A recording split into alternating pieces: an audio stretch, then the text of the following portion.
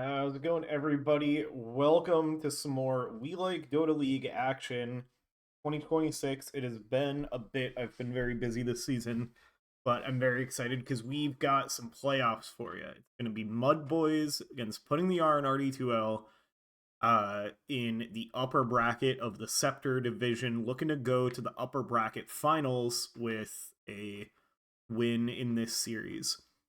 Loser of the series will drop down to the lower bracket, play last hit enjoyers. Also be a very fun series. Very excited to see this one play out. Love watching these two teams.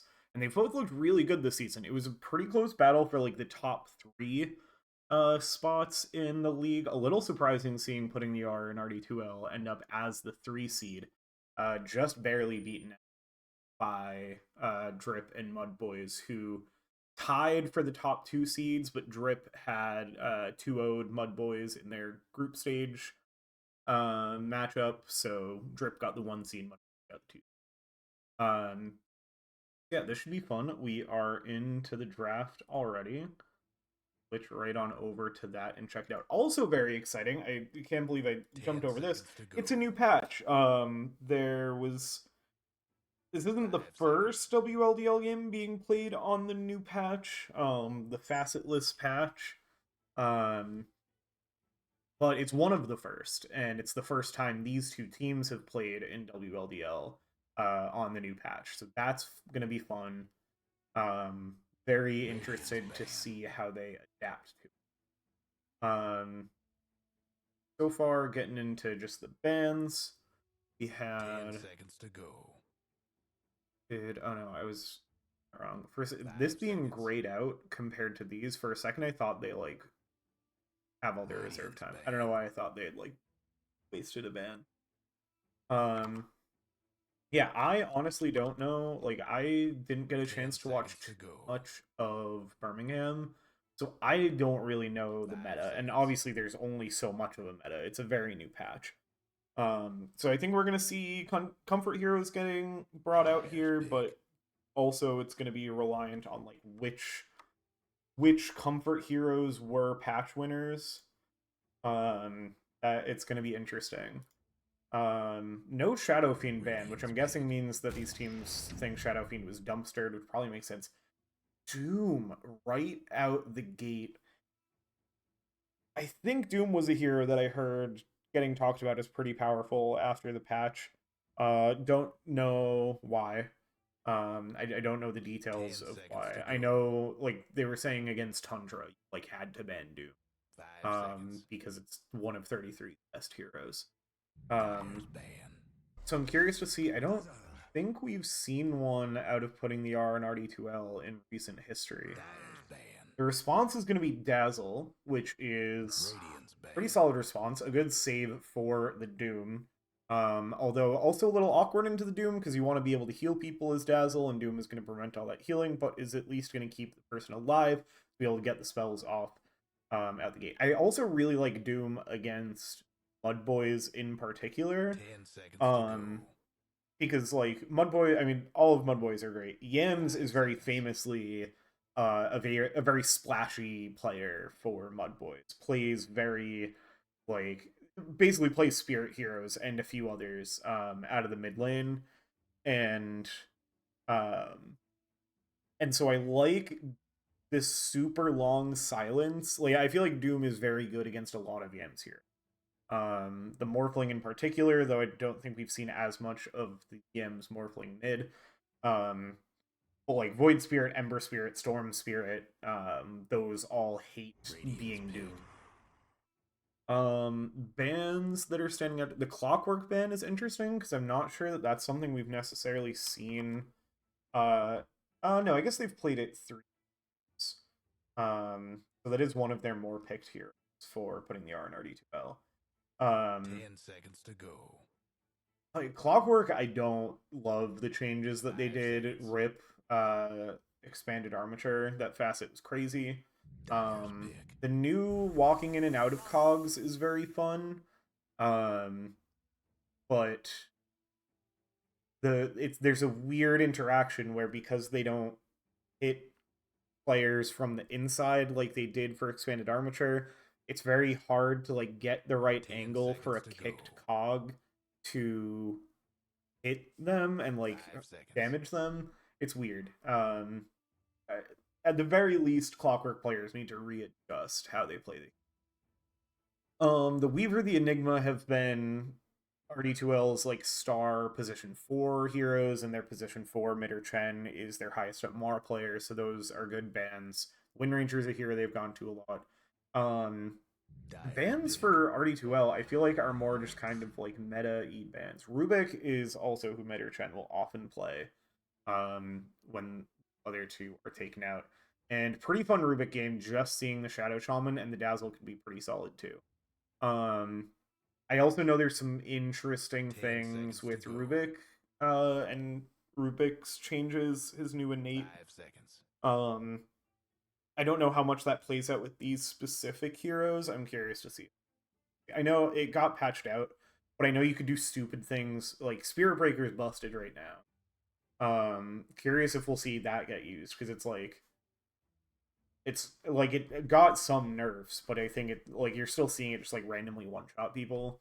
Um, and there was something like crazy with Rubik that they took out now, where like if you got charged with Ags on Rubik, you just like bashed the entire screen. It was absurd. It was like BKB piercing rabbit.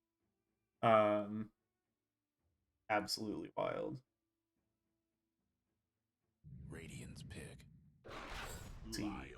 we Lion. So interest like lots of priority on like high damage, high control, squishy support. It's very classic, like four very classic supports picked up between the two 10 seconds to sides. go. Also, both sides not showing a lot with this stage of their draft. 5 seconds. So pretty straightforward stuff. Curious. I feel like the Lifestealer already being banned out means we might see Juggernaut get picked up because this like on both sides an innate BKB. I mean, maybe into the Doom you don't like it as much. Um, so like, maybe Radiant's Pudding pick. is going to be the team that goes Windy for it. They're going to Spirit. take the Yams Ember Spirit even into the Doom, and they're going to take it pretty early in the draft, knowing that if they try to leave it for overall last pick, it's going to get banned out. But this now gives two picks for 10 Pudding seconds to go. um to get a mid response to. 5 seconds. It means that they can pick their mid on 18, knowing that it's an Ember Spirit lane matchup, and then protect it with two bans. So this is, I mean, EMS has these hyper comfort here. So like, it's not compared to other teams. It is not that risky for them to pick it this early, but it is like it's showing a lot to show it here. Um, for this year, I'm guessing with the delay, you're looking at yeah, the Doom I think is very strong. I don't know why. Dyer's pick. And then the Clanks. This year, I'm not intimately familiar with that have happened in general. Clinks was very strong before the patch. But I don't think he 10 got hit seconds with to nerfs go. as hard as like Shadow Fiend. 5 seconds. Maybe they're gonna do. I don't know how good it is. There could be some crazy Hydra's Breath interaction with Clinks. The new like split shot. I mean, at the very least, I bet we're gonna see a specialist array picked up by the Clinks.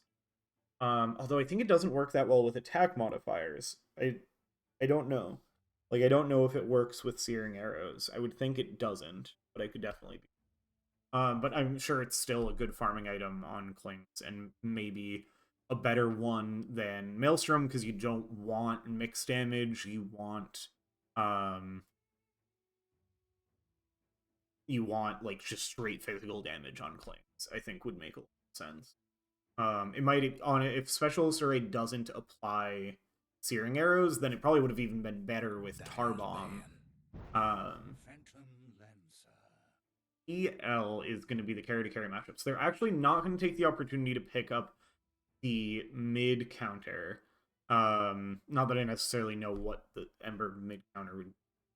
And they'll be able to do a pick later anyway. So maybe just wanted to get the PL before more carries get banned out and less worried about what mids could get banned out. MUDBOYS are going to be looking for an off laner. It's going to be the Tide banned out. Centaur already taken out as well. Tide has felt pretty good. I like just played a game of Tide and I won, so I'm going to talk about Tide like he's the best hero on the patch. He seems pretty good. The fish eating is fun. I don't know how good it is. It's nice to have some extra scaling. In that one game that I played, it felt like I was unkillable by the end of the game. I was just like standing under tier 3 towers, smacking them, not caring what spells were getting cast on me and what attacks were hitting me. It took a lot to bring down a Tide that had got like it's very snowbally now, and I think the meta is kind of leaning towards snowbally as well. But like the more kills you get with Tide, the more fish you eat. Dyer's ban.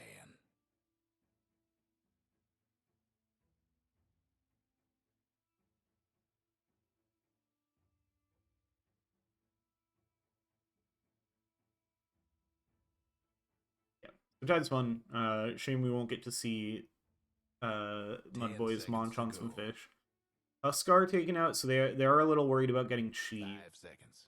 And I think Huskar is Radiant's ban. brutal for an Ember. Primal Beast. It's not a thing. Primal Beast banned. Did MUDBOYS play a Primal Beast? Once. They did play it once. They could. I don't know if they play it on offlane. They go for the Earthshaker. Which like not necessarily like I overrate Earthshaker against Phantom Lancer because I'm not that good at Dota. But I could see them potentially going that route for their offlane. I think they want something beefier. They've got like Ember Spirit has plenty of survivability, and the Dazzle has survivability, and there's not like the PL is going to be really annoying for the Dazzle and the Shadow Shaman, and not super easy for the Clinks to deal with. Although I don't know, like I'm very curious how like Clinks with Hydra's Breath interacts with a Phantom Lancer, or if you just go Mjolnir and call it a day.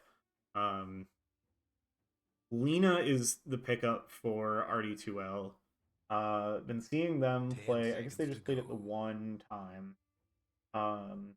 Maybe it's been getting banned against against a lot. Because I feel like I remember their mid having pretty high rating on Lena. Definitely gonna be a tough lane for the Ember Spirit, but I know Yems is capable of dealing with it. I'm curious. Yeah, Tidehunter would have been great. Who else for like big team fighty offlane is here?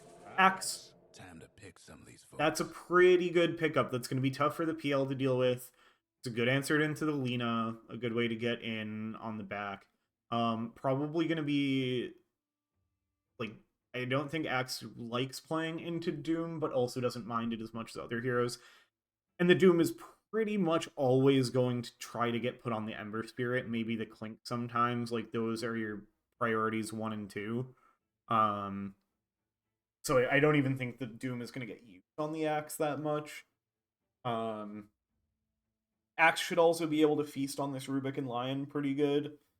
Yeah, I like the Axe pickup a lot. I like both of these drafts.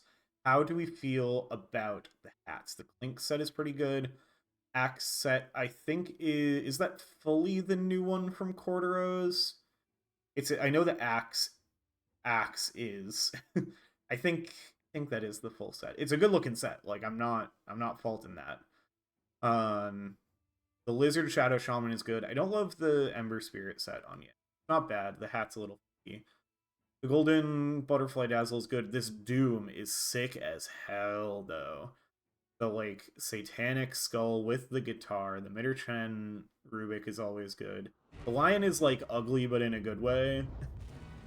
There's definitely more particle effects on the MUDBOYS side. But I'm kind of liking the, like, the cleanness of a lot of these RD2L sets. I think I'm gonna go with that. As far as prediction, I feel like I'm curious if the Axe is going to be enough of an answer to the P. I think, to me, that is what stands out as, like, the question of this game and what's going to determine how this game goes. And so I think it's going to be eyes on that Radiant off lane, Dire safe lane, for how that lane goes and which of those two heroes gets off to the better start. Because I think that's going to set up either team to, like, driver's seat. You're always in danger of Yams running away with the game when he's on one of his signatures. The Lina, I think, is going to help keep Yams in check for the start of the game. But expect to see a ton of rotations. Like, there's definitely going to be a lot of pressure between the Ember and the Axe on the PL. And it's going to be up to, like, Claire to get some early boots of travels, probably, to try to rotate the supports to move around a lot. They're supports that like fighting, so, like, these are going to be good to have. Here, like, these, you have this interesting dynamic where I feel like the supports plus Lina or the supports plus Doom are both very good options for finding a hero and killing them. But the Doom and Lina are also kind of greedy, and the PL is going to be taking a while to come online. So you're going to need to play this game where you, like, alternate which of the 2 or 3 are rotating with your supports, and then from there, they, like, whichever one's rotating with them, the other one can be off farming and, like, try to really off that. BG and Magnus gonna sit up on the high ground waiting for the RD2L off lane to show up, and Mitterchen gonna take a ton of damage off the bat. Magnus gonna try to walk the dog. Mitterchen gonna try to dodge into the pit, but Magnus snips it out. This should be a first blood, and try to play with some vision game, but yeah, Magnus is gonna pick it up. Nicely played by MUDBOYS there. Get the first blood on Dazzle. Right for the boots. This is gonna make it super hard to deal with the poison touch. I really like that first blood into fast brown boots from Magnus. That's gonna make this lane really tough. Catsby into the double ranged lane is going to have a bit of trouble getting some farm. So I'm immediately worried for the putting the R and RD2L off lane. Mid lane, yeah, I'm settling into it nicely. Claire definitely this should be a Lina favored lane, but this is Yam's Embers, so I think it's going to come out pretty even.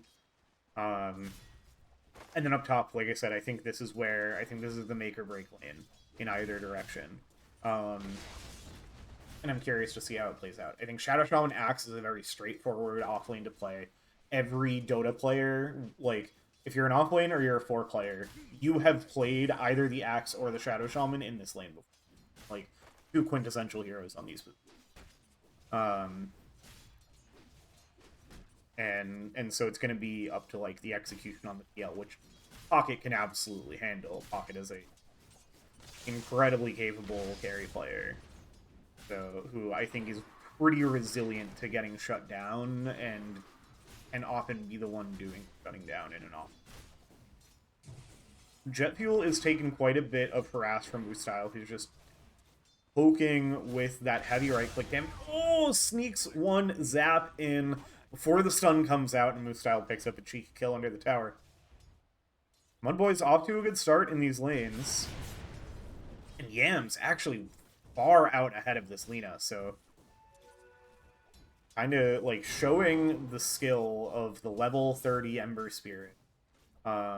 And the ability to play this hero even in, you know, what I'm fairly confident is not a good matchup for the hero. Like, Lina loves playing into a melee hero. And like, just in general is a strong laner. And they had the, like, draft advantage of they saw the Ember before they picked the lane. So they chose to play this map.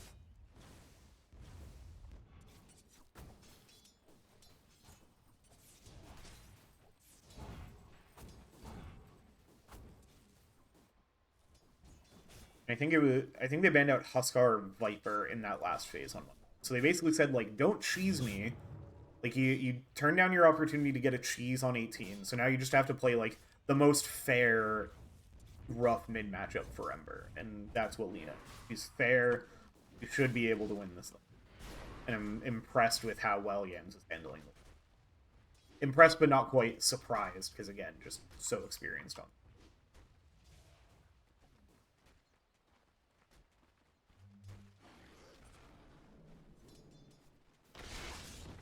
Things mostly chilling out across the lanes. Gotta remember to keep an eye on health bars.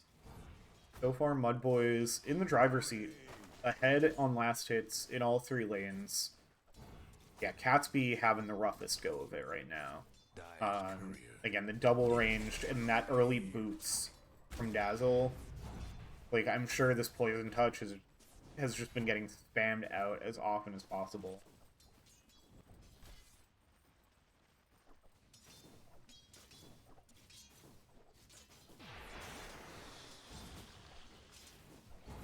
Yep, here comes another Poison Touch.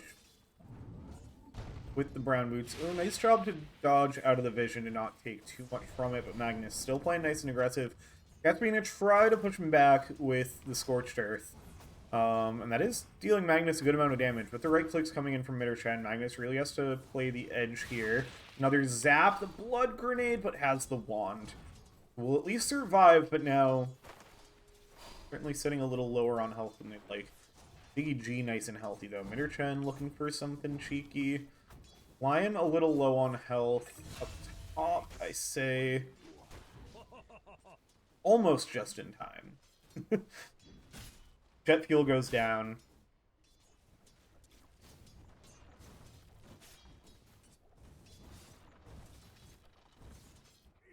Yeah, this is definitely going to be, like, as things stand right now, MUDBOYS very well positioned early in this game. Catsby in some trouble. Has some heals, though, and able to survive, but not having a good time in this lane. And Midderchen also having to walk back, being very low on health. The Dire might want to mine their top tower. Gek's doing a little hunting, but not going to commit to a call. Mana Burn is going to help slow down this top lane pretty well. Over in the mid lane, fight for the 6-minute rune. It was... don't know.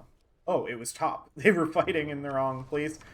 The spirit comes out. Yams steals the illusion rune at the last second. Dodges.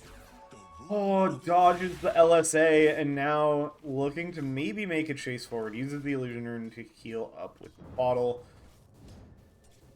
And now has the level 6, so gonna teleport home, get some free regen, and jump right back in full health. Blood Grenade out. LSA just hitting level 6 as well as Claire, though, has the Laguna Blade, but it's not enough. Can Midderchen get the return kill? Trying to find the revenge with the pullback under the tower. One more tower hit would not quite be enough. Healing up with a Tango and with the bottle. Yams does what Yams does. Picks up the trade early, and now there's some trouble for RD2L as we hit the 7-minute mark. Magnus already sitting in the Wisdom Shrine, Jet Fuel able to get there and contest it. The shrines go back to 0 when there's 2 heroes in there now, and so they are able to push Magnus out plenty of time and charge it up. Now Ziggy G in an awkward spot, caught in the river, pulled back. LSA there from Claire, rotating in, trying to finish it off. Magnus there with the heals. No shallow grave level yet, and so it is going to be the Clinks going down. Hex up onto Magnus now, getting brought down and burned as well. So it takes 4 heroes, but putting the R in RD2L, they successfully secure their Wisdom Shrine and get 2 kills. So that's going to position them nicely, but it is not without cost. It is not free to bring 4 heroes down to 1 lane, and immediately they are able to make the punish happen, bring down Pocket. Looks like it was a call, and, like, what can you do? What can you do when you get called, hexed, shackles, counter helix, counter helix, counter helix? Nicely played by MUDBOYS.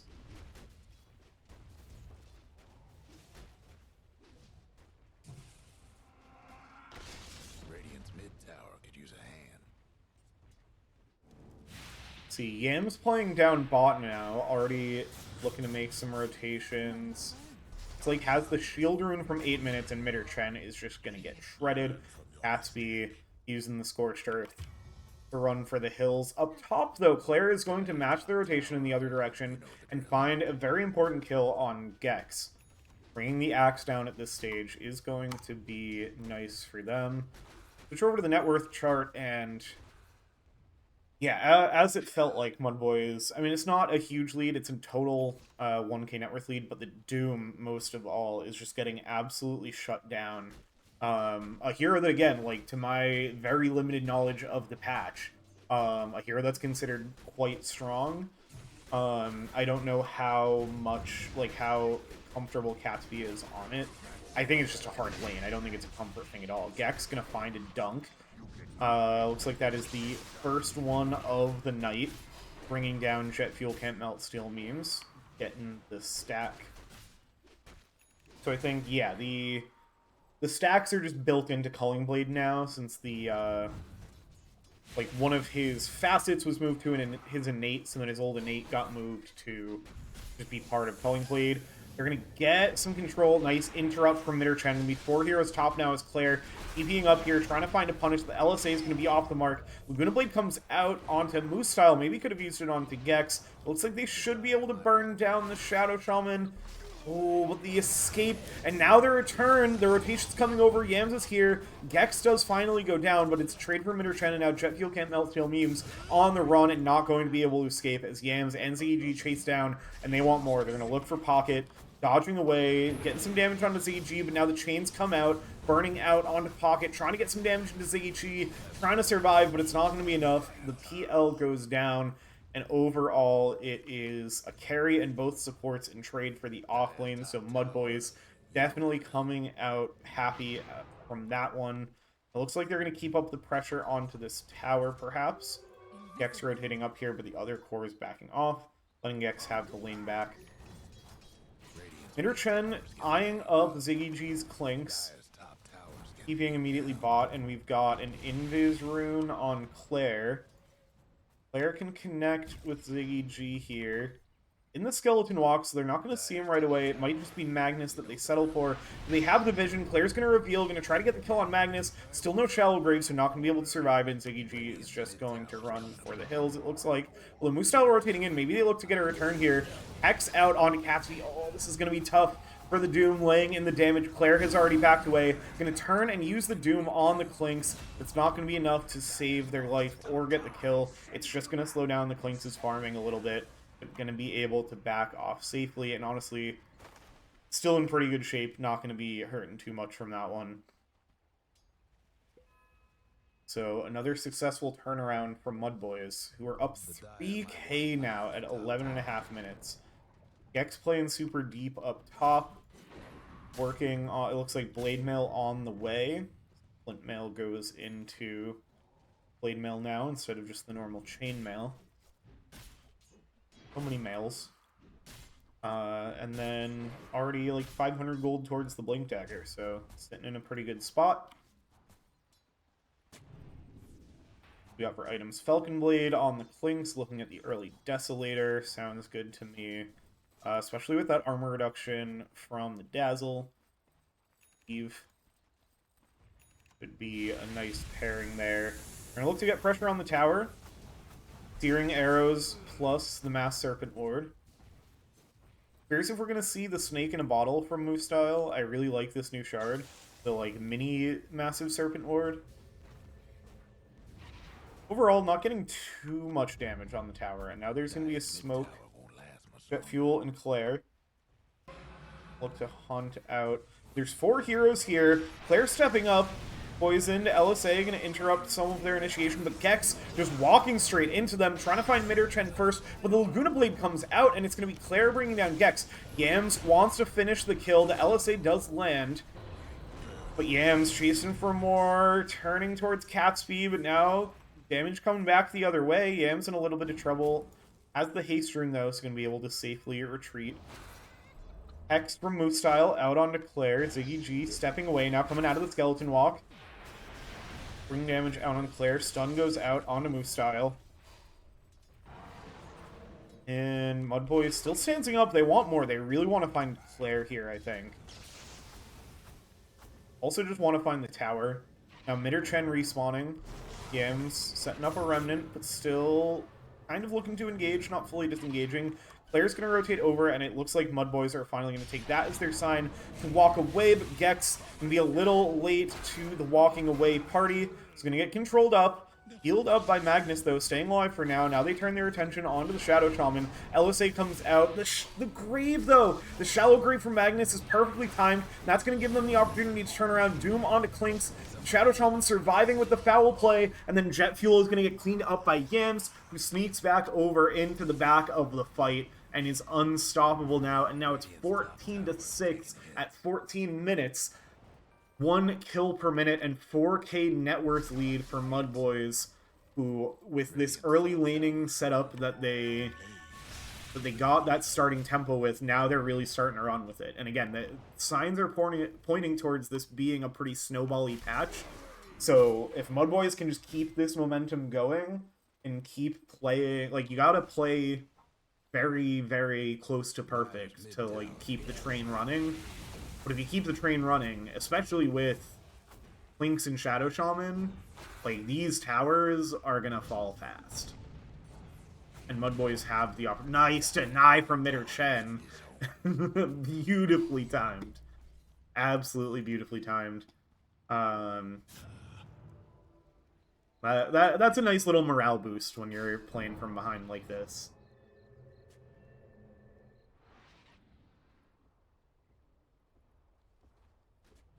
And this has been action-packed game so far.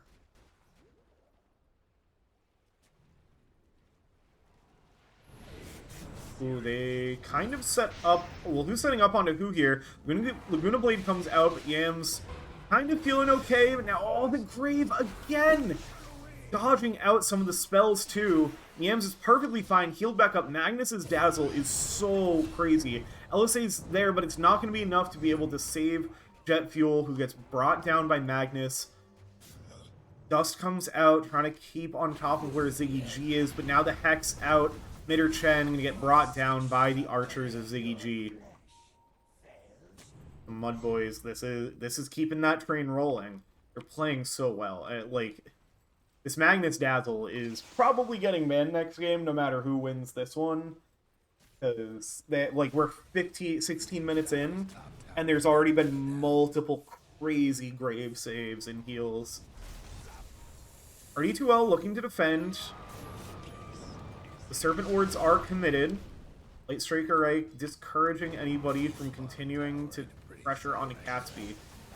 Catsby has the Doom available, so is happy to show up to this fight. Fortify is there. I don't think it's going to be enough to save this tower. Maybe enough to get them another deny. They're going to look to make it happen. Claire gets the deny.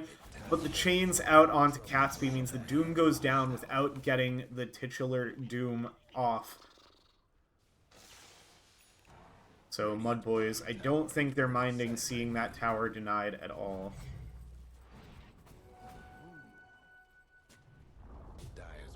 They're gonna keep on trucking. Set their sights on the top lane next. Probably getting the sense that RD2L is playing mostly in the bottom. Pocket has been, like, got off to a tougher start, but has been pretty off the map for a while, and has happily formed up to a Yasha most of the way to a Manta.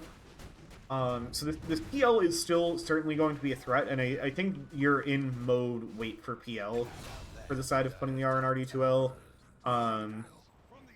Mid or Trend going to be waiting a little longer for that PL as they get caught in the mid lane. Brought down, was that a dunk? I'm guessing that. I see a dunk. Check this, though. Yeah. Well, I guess, is it on cooldown? It is on cooldown. It was not a successful dunk, still just the one stack. Took me way too long to spot that out. We're going to find Catsby here again, see if there's any response. Not really a response in either direction, so Catsby will be fine. Yams now, playing with fire a little bit, as Ember Spirit is one to do. Has a regen rune in the bottle, so pretty happy to spam spells all they want.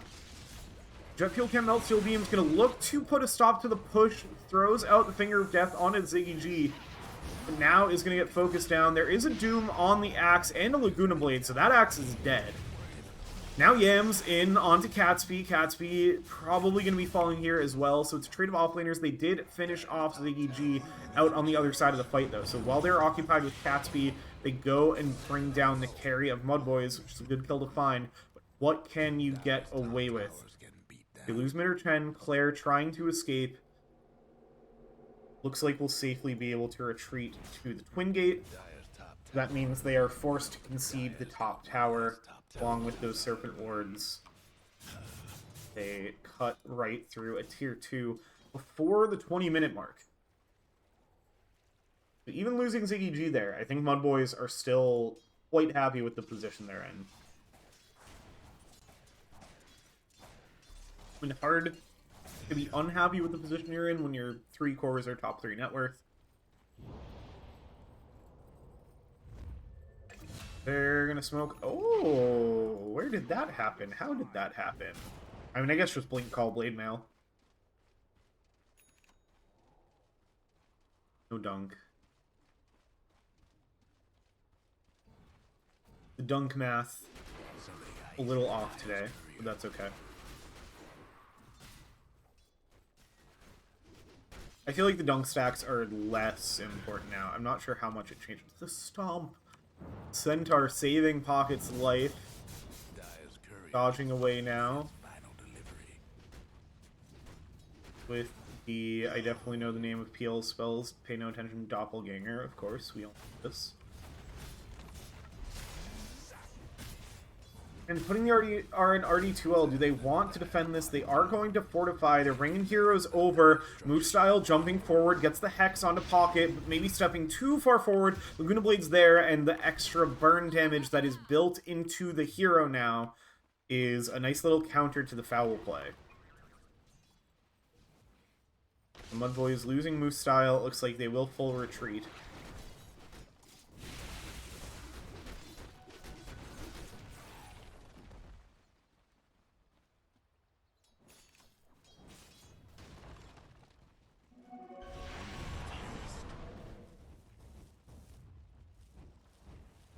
Claire has the Kaya looking towards a Yules for some more control and setup, as well as like Dispel for Dazzle stuff is nice. Get rid of the Poison Touch. Maybe get rid of the Battle Hunger. But I'm guessing it'll more be an offense.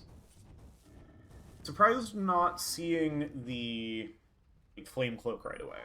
But maybe playing from behind, you want a little more like escape option plus setup option. MUDBOYS, the tempo is slowed a wee bit, so they will, rather than continuing to push down tier 2 towers at 20 minutes, instead they'll divert their attention over towards the Tormentor, which has just spawned. Does it spawn earlier now, but it's stronger? I forget. Either way, we'll take the opportunity to pick it up. And no Yams initiating on. Go back to what I was going to talk about in a second. Light Strike Array, Laguna Blade, but into the slight, a Finger of Death as well. All of the nukes put into Yams, and for what? Certainly not for a kill. Yams just shrugging off so much of that.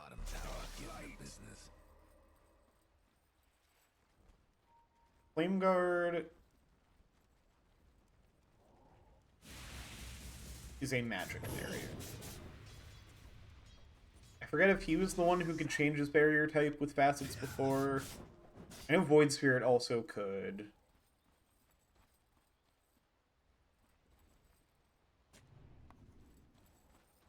Yeah. What I was going to say is the Torm takes away the question of are we going to see the Urnaconda? Because it gives us a free Urnaconda.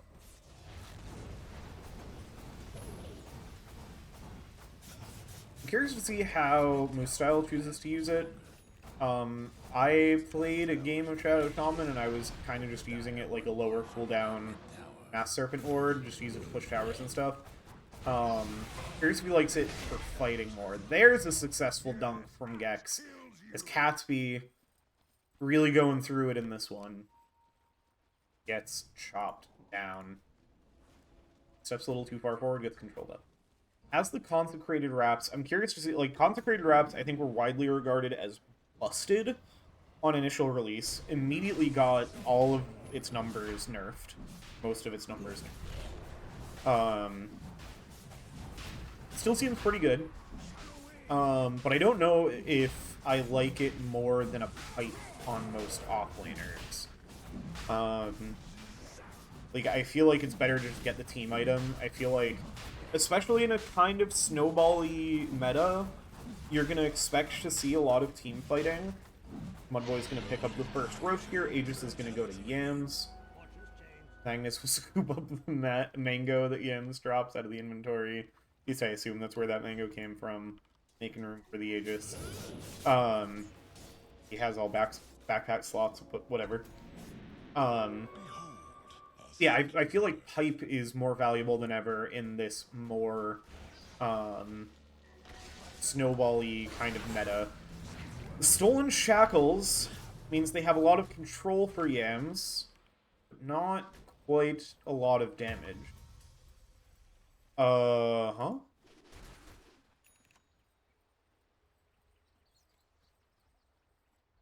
Interesting. Curious who found who there. Okay, Lena found a claim. Arming away. So nice little pickup for Claire. Slows down this Aegis timing a little bit for MUDBOYS, but it's still so early in the game that the death timer for the Clinks is not all that long. And you've still got almost 4 minutes, like 3.5 by the time the Clinks respawns.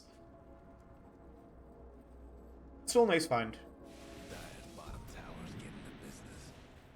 See what else they look to push here for. Claire may be on the hunt again, or just taking advantage of safer farming in the Radiant jungle. Guess what's happening to Dire's bottom tower? BG gonna join the team. This tower is going to fall. No contention into the Aegis from Pudding.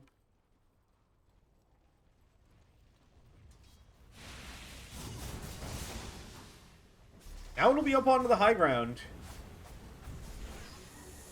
Serpent Ward's committed. Shackle onto Yams. Moostyle jumps forward to interrupt it. Now in a bit of trouble, though, and the Doom is there onto the Ember. No way to block or save from it. What am I saying? No way to save from it. They've got Shallow Grave. Is, as soon as the Grave ends, though, going to bring down the Ember. Light Strike Array able to dodge, but immediately into the Stolen Shackles. Again, this is why Minter Chen said, please give me my Rubik. It's already one of my best heroes, and there's an amazing hero to steal from. Gex gonna get a nice interruption, but interrupted it back the other way with the Yule Scepter. Finger of Death comes out. Claire laying in the damage. Jet Fuel is going to go down, and the shallow grave again with the save. Gex will, I think, finally go down, yes, but gets a good amount of damage. In the meantime, Ziggy G now going to be on the hunt. Try to TP out from it or Chen, not going to happen. Ziggy G has too much damage, especially with the armor reduction applied from the weave. Now it's just Claire and Pocket here. Catsby with the opportunity to reconnect.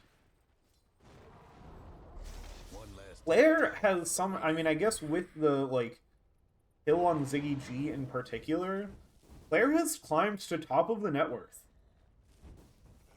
And, like that feels like it shouldn't be allowed. I mean, we saw Claire, like, off in the jungle on the Radiant side, just like, yep, you guys, you have your Aegis timing, you're gonna get some buildings, you're not gonna be on your side of the map, so I'll take advantage. And just quietly out farming everybody else in the game. And I feel like this is the biggest danger for MUDBOYS, is any, like, the fact that you lose your Aegis and you don't quite get this tower. Any slowing to this snowball, and suddenly you're staring down Doom, PL, Lina, all go later than your carries do. Moostyle going to get spotted out here, and swiftly brought to justice.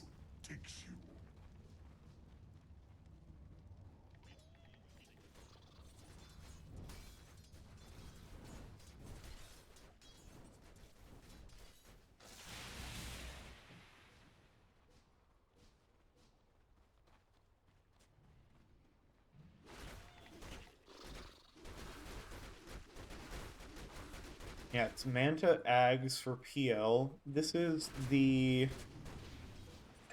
new-ish Phantom Rush as top lane, Gex and Yams casually find a kill on Claire.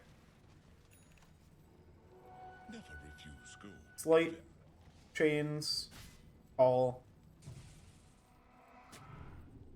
dunk.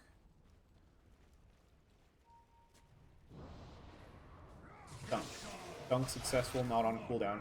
Another call from Gex. Hexed up by Jet Fuel, though. Hex back the other way on Catsby. Big tendrils out from the Doom. Gets the Doom off onto Yams. But the full force of MUDBOYS is there. Now suddenly it's 2 cores dead on the side of Pudding, and they are in a bit of trouble, even without an Aegis. Could be ample opportunity here for MUDBOYS to get some damage on the tower. They have Mass Serpent Wards, so the Fortify a little dangerous. A double damage or damage amp on the Clinks.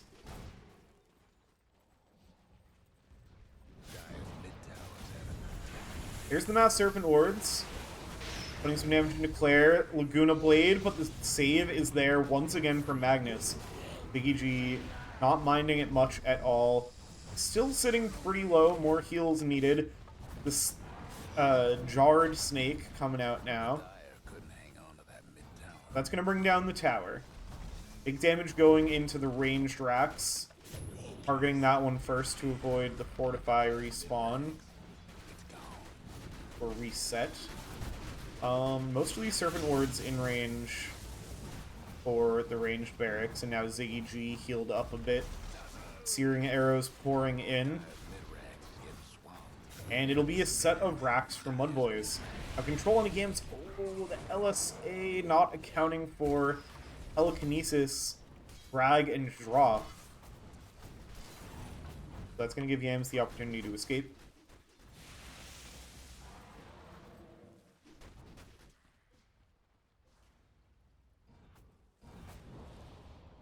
MUDBOYS will retreat back, farm up some more.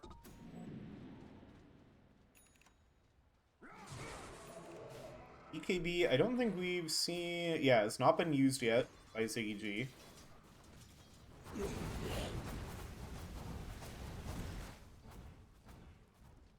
EKB being worked on by Axe as well. Casual Splint Mail. Maybe had a different item in mind. Pause here.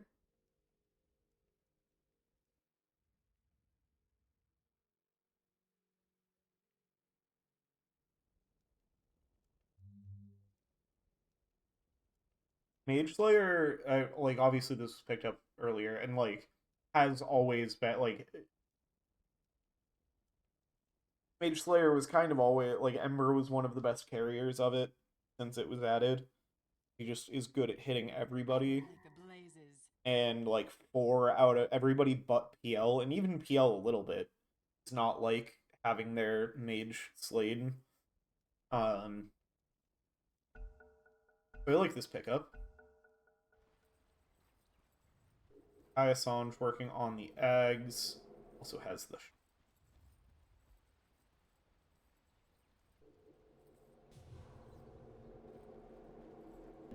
another Tormentor available, but they're going to move towards top where Ziggy G, using the BKB, in a little bit of trouble. Magnus is there with the heals. Pocket now backing away. Turn over towards Claire, and they find the kill there. Apologize for my bad camera work.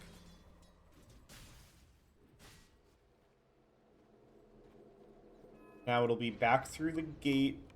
The Tormentor, the smoke from 3 for Pudding. They look for something cheeky on the Tormentor here. Looks like they're going to back away from it. I think there's a world where, I mean, into the Dazzle, it's pretty hard. I don't think that works the way you think it works. I don't think you want to dunk the Tormentor.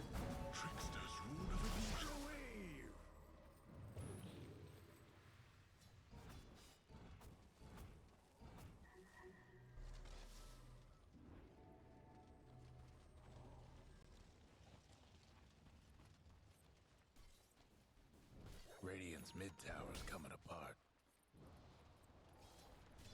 X lurking. So with this tower already almost dead from a previous push, MUDBOYS focus their attention there next.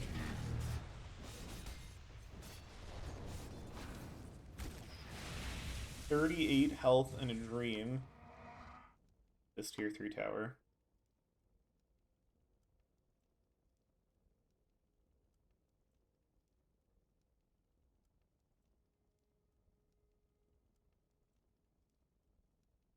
Hopefully, maybe just a little quick reset for Yams if it's still a lag issue.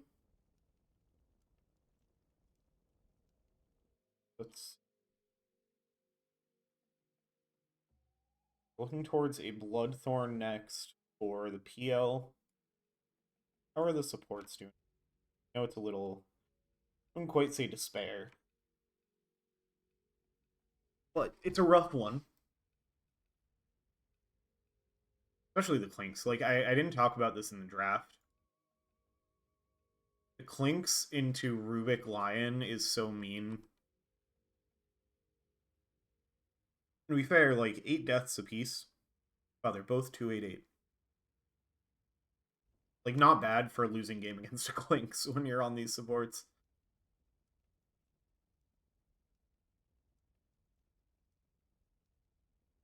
Both just Blink Glimmer. I think this is a little bit of a problem with going these two heroes, is that they kind of play the same way.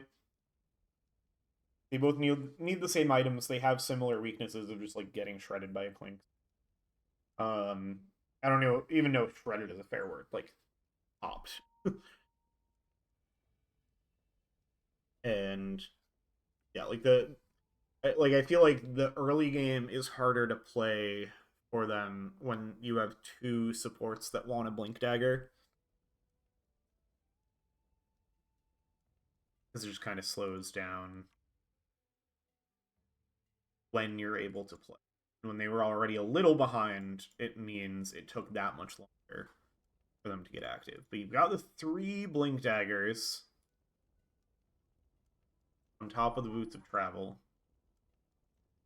from the Lina, so, and the PL fairly mobile as well. You are most gracious.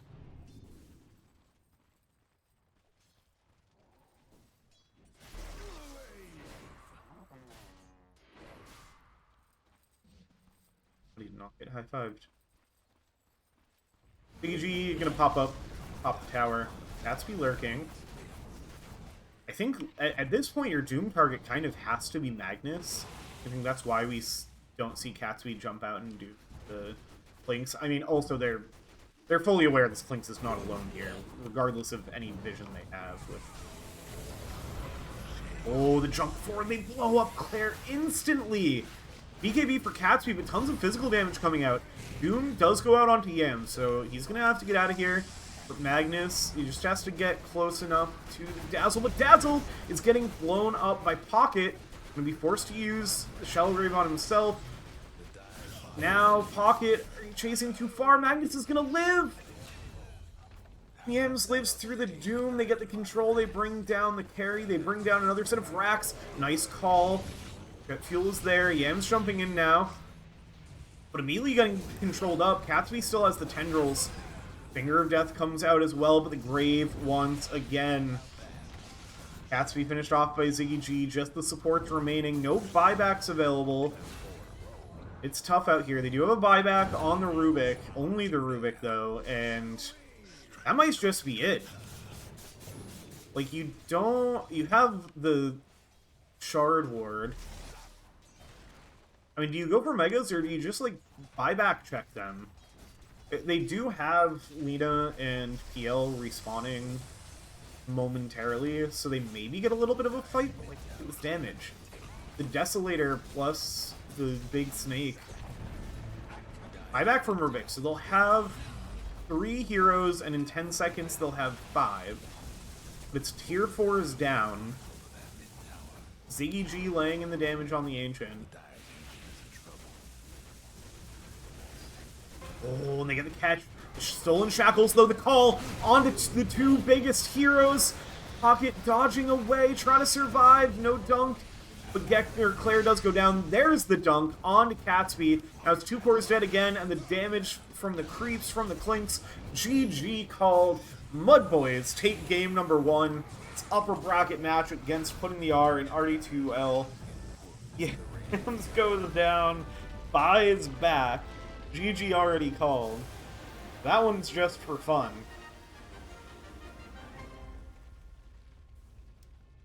And, I mean, we see it in full force there, the snowbally nature of this patch.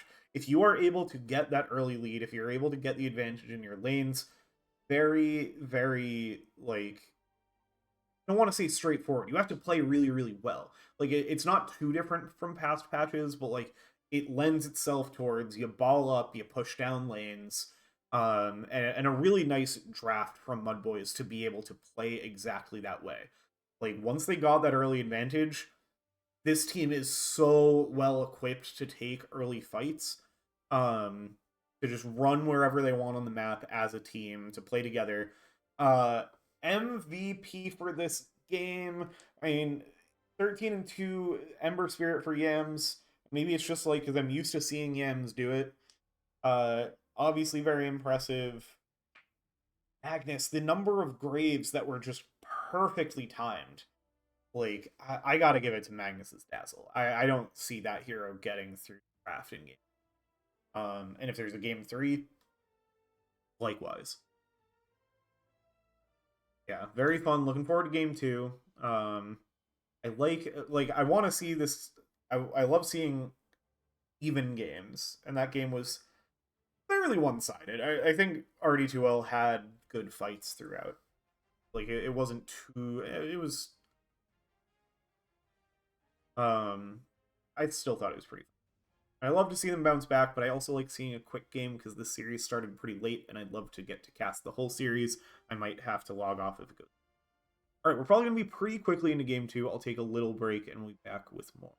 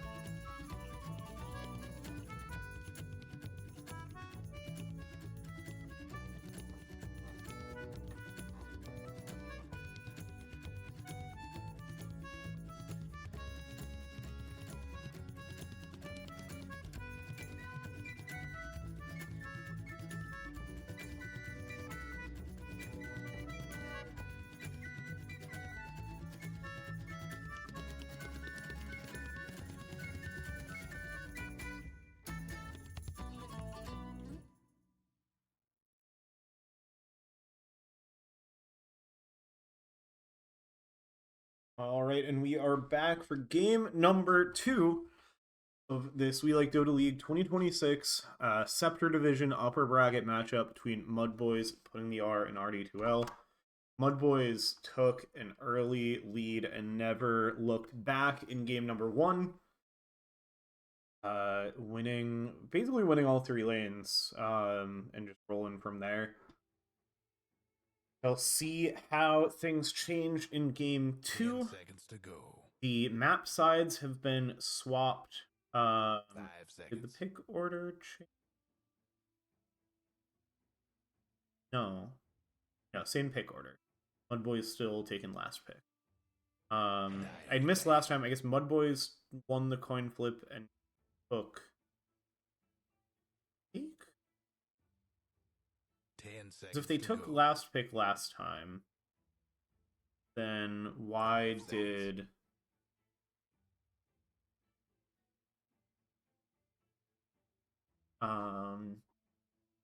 Radiant's pick. And why did RD2L not take Radiant last time? Doesn't both teams have taken Radiant with their coin flips? Interesting. Dyer's pick. Similar bands, but the Dazzle, as expected. RD2L agrees with me that the Dazzle was the MVP of that game. And the Lifestealer going to get picked up overall first pick before it can get banned out in a future phase. This is tied with Vengeful Spirit for RD2L's most picked hero of this 4 games. Won 3 out of those 4 games. MUDBOYS, they are going to answer back with Shadow Shaman. There's something I like about Shadow Shaman into Lifestealer. They're like, once they did the change to status, like spell immunity to status resistant or status immunity, or debuff immunity, sorry. It like, for some heroes, it was like you have the danger of you can cast a spell into debuff immunity and the spell still gets used, and it just, they ignore the debuff until the debuff immunity wears off. 10 seconds to go. Or if the spell, like, and for a lot of heroes, the spell ends before the debuff immunity, so it just does nothing. Wasted your spell. Whereas old spell immunity, you couldn't cast the spell when they were spell. Interesting thing with Shadow Shaman in that whole regard is that his Hex and his Shackle in particular, the Shackle, are so long of debuffs that it's kind of nice that you can like pre-Hex or pre-Shackle the Lifestealer during the Rage, and he will be stunned as soon as that wears off. Or Hexed as soon as that wears off. 10 seconds to go. So I like that pickup, and we saw Moostyle play a great game of the Shadow Shaman last game. Anyway, and it again just like plays into this whole fast tempo kind of strategy that I think works really well on this patch that we're seeing more of. Rubik banned out. The Viper banned earlier this time means that the Enigma has gotten through the draft. So I would not be surprised to see that get picked up by RD2L unless Midderchen thinks that it's like a lot worse in this meta, or maybe doesn't like playing into Shadow Shaman, because until you get BKB, there's a very long stable option. Ember Spirit, the Slardar banned out on the other side. So the Ember Spirit makes a lot of sense because Yam just played it very, very well. So take one of Yam's best heroes off of the table. 5 seconds. The Slardar, I'm curious about. Maybe just consider it a good counter to Lifestealer. He doesn't like the armor reduction, would be my guess. Kind of the Tidehunter as well. Doesn't like when a guy hits him with one really big auto attack. He likes getting hit by a lot of little auto attacks. The Kraken Shell, it's back on the Kraken Shell. Blubber is no more, because now he gets to eat fish as his innate, which I'm excited to get to see some of here. Again, snowbally hero. I like this pickup a lot. Again, before it gets banned, too. Got banned later in the draft last game. Granted, by Pudding, but, you know. So yeah, scaling and like really good into these two supports who want to control you because the Kraken Shell just says, nah, I don't feel like being disabled by this spell anymore because you did too much damage to me. They will go back to Jet Fuel Can't Melt Steel memes Lion, which I thought looked pretty good last game. Like tough playing from behind, tough playing into a Clinks. 10 seconds to go. Curious if we see MUDBOYS go back to the Clinks here, seeing the Lion, 5 but seconds. not knowing what the other two supports will be. And I think Clinks doesn't like playing into Tidehunter. I don't think you take it. No, no, no, no. You take Ursa, because that guy loves playing into tanky heroes like Lifestealer and Tidehunter. Tide in particular, Ursa does not give a fuck how tanky you are, because he just keeps dealing more and more damage to you until you are dead. 10 seconds Very, to go. very good carry pick, bearing down the barrel of the Lifestealer Tidehunter draft. 5 seconds. Pretty much the perfect carry to pick up in kind of draft. Also very good at tearing apart a squishy support like a Lion. I'm curious, like they're holding on to Mitter Chen's pick. And I'm curious, like if we don't see a BKB piercing interrupt on this pick for MUDBOYS, then I think you slam the Enigma and ban a few of your worst nightmares for an Enigma. If we do see them pick up something that interrupts or something that otherwise, like I don't know what else Enigma doesn't like playing into because I don't play Enigma. Um, ooh, it's the Largo. I'm very curious. The Largo got very significantly changed, and I don't necessarily know if it was a nerf or a buff. Just and with the Dark Willow Shadow Shaman already, like unless they're doing something weird and running 10 one of seconds those to go. core, which imagine my team has run a core Shadow Shaman. I don't think anybody else does that. I don't think we're gonna do that anymore unless we're like really just like accepting that we've lost. I don't know. I think it can still be good, and maybe with the new word thing. Radiant's ban. Um, Winter Wyvern. Okay, I want to talk more about the Largo first before we get to the Wyvern. The Largo, the his Q song now deals damage the way his Ags used 10 to. seconds to go. So he doesn't need Ags to deal AoE damage anymore with his Dyer's ult. ban. But you have to be casting the attack song, which is normally the song that you basically never sing. You typically just play the move speed song to run around a lot and stay on top of people or get away from people, and the heal song when you need the sustain more than the move speed. 10 seconds to go. And when you got Ags and you got the damage, then you just hit WE over and over again and never touch your Q button except when you toggle out of your ult and want to lick somebody. Radiant's ban. So now I'm very curious to see how this plays out of the offlane with the changes. Because now you can always deal the damage, but you have to be using Q. You can't use your two better songs if you want to be dealing damage. And then when you do the double singing with the the Ags is still the double song. So then you at least get to use one of your good songs alongside the Q. But the Ags doesn't have much else of a buff. It might increase the damage a little bit. I'd have to like read through those notes again. So that's Largo. Now the Wyvern. Spent those whole bans talking about the Largo. The bans are basically both sides need a mid laner, so the best four mid laners teams got banned. That's all you need to know about that. The Wyvern loving into the Ursa. It's super scary for the Shaman or Dark Willow to be playing, and even the Largo. The Largo is going to get shredded by the Ursa too. If you are playing too close to this Ursa, you will die. I didn't read closely. I don't know if I read it all, honestly. Winter Wyvern's changes. She's so far down the alphabet. I think I just started playing games before that and then never went back. The if she still has a way to do the like chaining cold embrace, like one target dies, somebody else gets targeted instead, that could go crazy. With the Ursa. Maybe that got moved to like her Ags or I'll take a look once.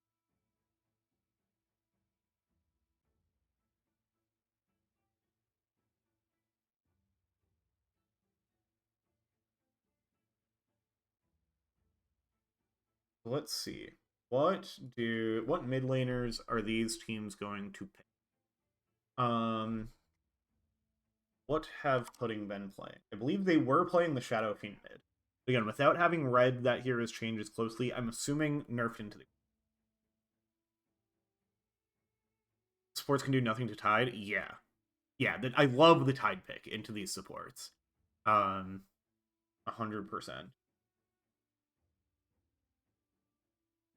What other mids have they been playing? They've played the Wind Ranger has been getting banned first phase. It's like it's kind of just that. I'm curious. They played the Void Spirit Skywrath. So I'm assuming the Skywrath is the mid. But again, didn't really read the Wyvern changes. Very well could be a core Wyvern. 10 seconds. I know it's been a thing before, but they might have just like fully gotten rid of her Ags and moved the like 5 seconds. splitting or like chaining ult onto her Ags, because that feels like a pretty good Ags for her. Just like do that and extend the duration a little. And then like not there's so many support heroes that are just like they're at like it's Wyvern, Dark Willow, and AA, where your Ags are just like you're a right clicker now, but you deal magic damage. Congrats. And it's not interesting. Like as an AA spammer, that's not the kind of AA I like to play. I would rather his Ags upgrade anything other than Chilling Touch. But that's besides the point. Only thing I'm saying about that is I don't know what Winter Wyvern's like right now. Maybe she can be a mid. MUDBOYS getting right down to it with this pickup for Yams in the last stage. It's the Outworld Destroyer. It is grossness incarnate. Another hero that I'm not entirely sure what he plays like right now. I assume he's kind of the same guy. What would be different? Let's see. Hats draft. I like the Skywrath set. Is that feels like it's partially the Arcana for Skywrath. I think those wings are the Arcana wings at best. Pretty sure that is. I like the Wyvern. Jet Fuel's line is still good ugly. Catsby's Tidehunter is also good ugly. And I like that helmet on the Lifestealer with the red claws and back. MUDBOYS sets are good. Hard to hold a Largo against them. The OD just kind of has the cool wings. So we're going Hats draft for Pudding. Oh, and it is mid Wyvern. Is mid Wyvern. Okay. I'm very curious to see this now. And I'm curious how much, like, I'm guessing that was always the plan, and they knew they were being cheeky and baiting support bans, or sorry, baiting mid bans instead of support bans, and then picking a support last. Or maybe if they banned supports, they would have taken one of the really good mids that would have been left in, the Lina or the Quap. Yeah, very, very curious.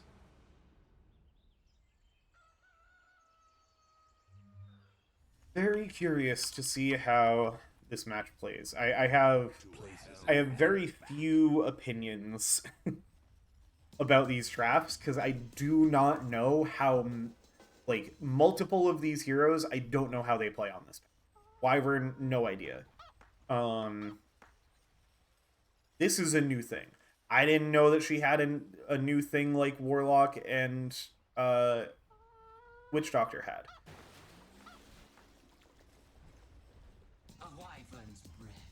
Current and maximum level of basic ability by 1.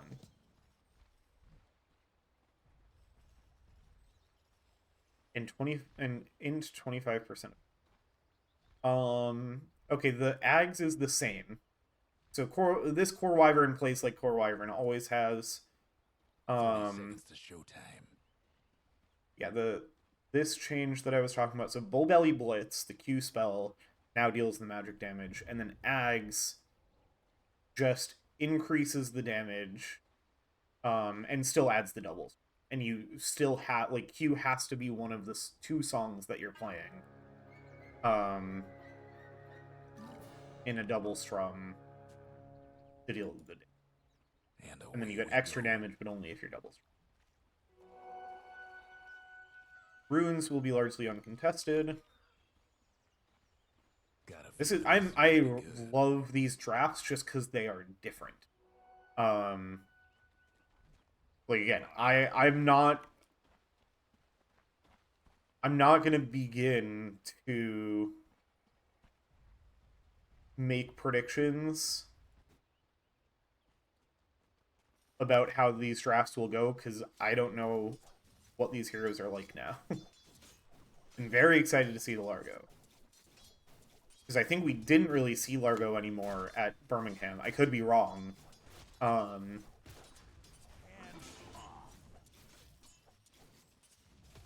Like, it might be... He might have still been getting played. In the few games that I watched or listened to, I did not hear any Largo.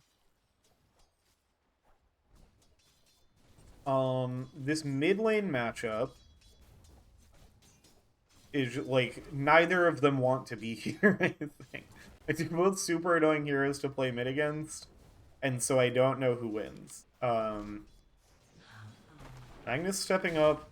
Gotta be careful with the Skywrath. Very formidable laner. Okay, so the Shield of the Scion is now innate. This, I think, used to be armor, but now it's a magic barrier, which I feel like makes much more sense. It's caught in a bramble, but the Gush is there to slow down Ziggy G from trying to get any damage in.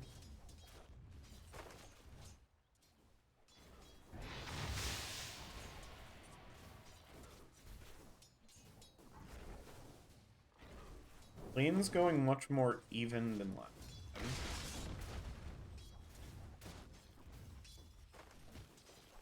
I mean, obviously still very, very early. Ziggy G in some trouble. Blood Grenade out. Midderchen wants this kill. Another spell, gonna find it. Magnus looking for revenge, but in some trouble as well. The high burst damage from the Skywrath Mage, plus the Tidehunter Gush. Too much. They find 2 kills in the top lane. Very nice start to the lane now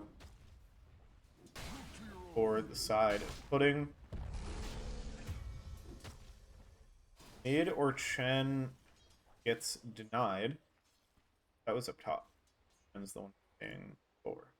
Oh yeah, just goes and gets denied because he was low health from diving the tower. Moose Style escapes on low health. Looks like not even with the help of a foul play.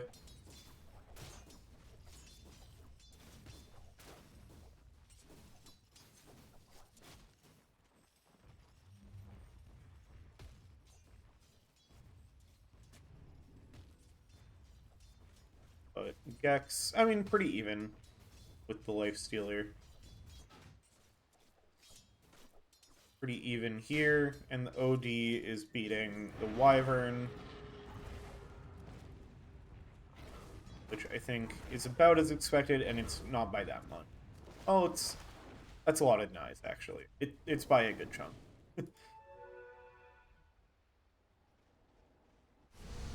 Up top, Bramble onto Midderchen. Blood Grenade for the slow as well. Damage stacking up from Ziggy G. One more will do it. One more will do it. Gatsby kind of blocks. Midderchen was probably dead anyway, but that that one's tough. Jump forward from Ziggy G. Gatsby gonna get pushed back. So this is gonna kind of equalize things after those early kills.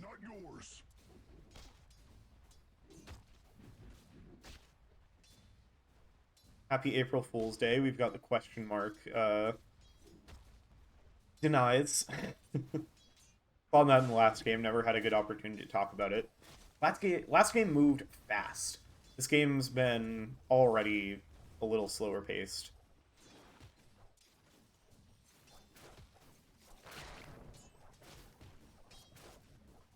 See, again, lane's pretty even off the bat. Mostly gonna be like, is Yams gonna pop off with the OD? Vanish.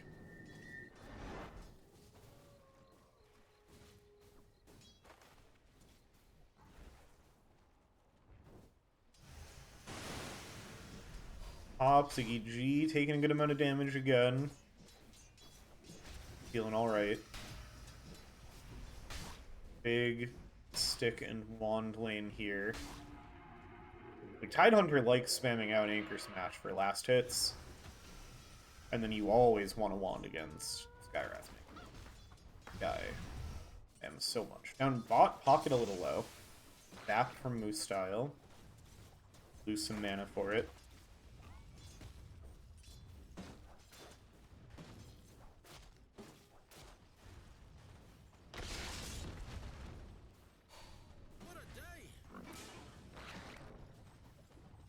Lick for some harass.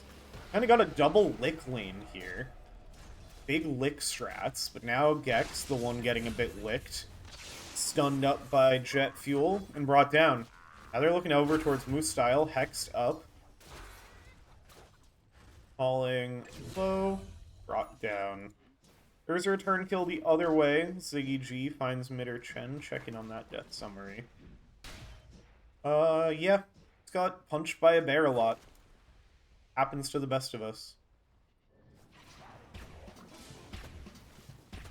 Lick back into the frog stomp.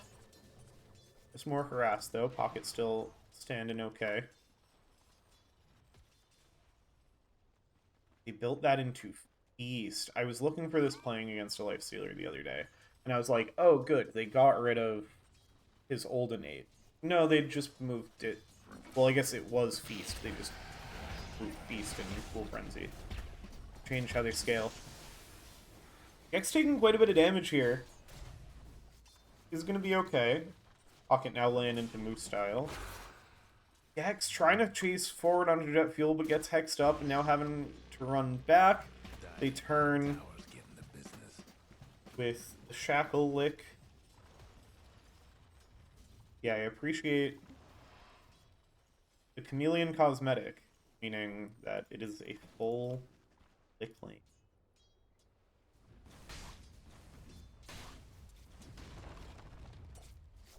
Wisdom Shrine's nothing spicy. A little bit of a rotation here from Mitter Chen.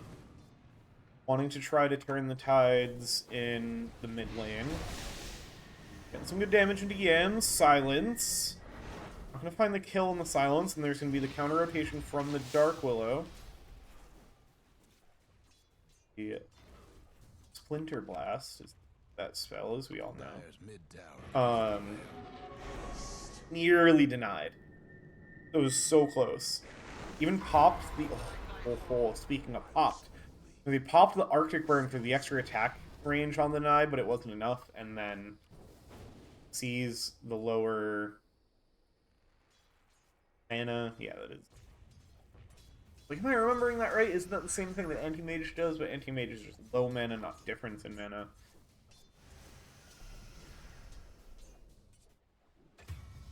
Oh, I went to the wrong side lane to check out what was happening.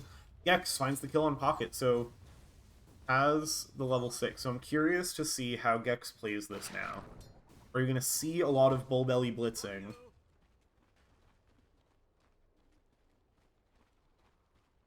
Like, does this turn into just you no longer need the Ag's timing? Because the damage is built in?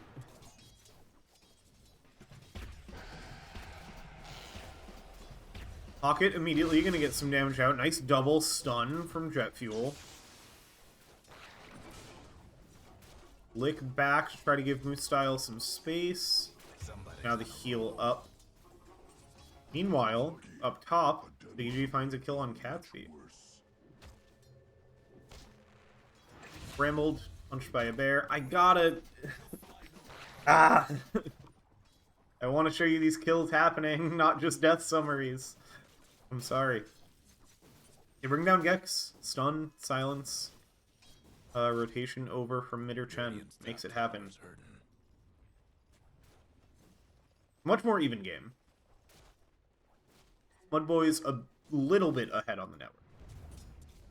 But very even. Claire in the toughest spot. A lot of denies lane.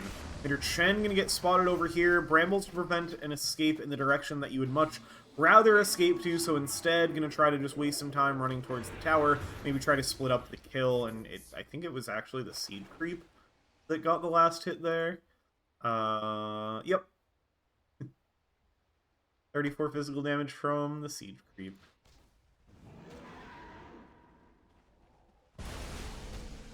BG looking over towards Catsby. The Dire might want to mine their top tower. Gam's finding a kill on Claire. Catsby in trouble here. Ooh, the Ravage comes out, though. Is it going to be enough? No, because the damage from the Dark Willow still going out. ZG eats the Finger of Death, but does turn around and eat the Lion as well. Suddenly, this is looking... This goes from a very even game to a very MUDBOYS favorite game. Quickly. It was another Sandpiece Eclipse. 6 in a row. 3 down. Stop killing people! I mean, you can keep killing people, but, like... Getting banged up. Stop killing them where I'm not looking. Trouble brewing at Radiant's bottom tower. Root. Punch. Dead. Like, why do I bother checking? Oh, down bot. We are looking at this one in time. Controlled up by the licks. Rage does not save you from getting shot down by 10 snakes. You know, normal things. Claire trying to find another deny, like Pudding was able to do in the last game. Just gonna be forced to retreat. Bringing some tasty creeps back with them.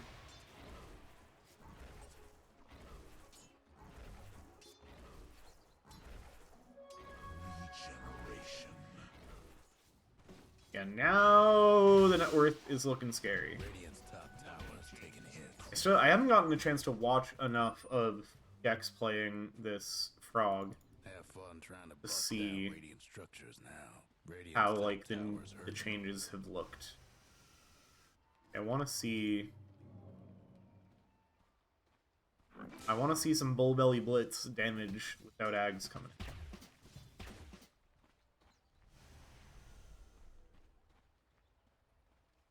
I thought they had spotted Moose Style over here before, so I was expecting these wards to get dewarded quickly. There it is. Oh, just waiting for the curry. It was as I suspected.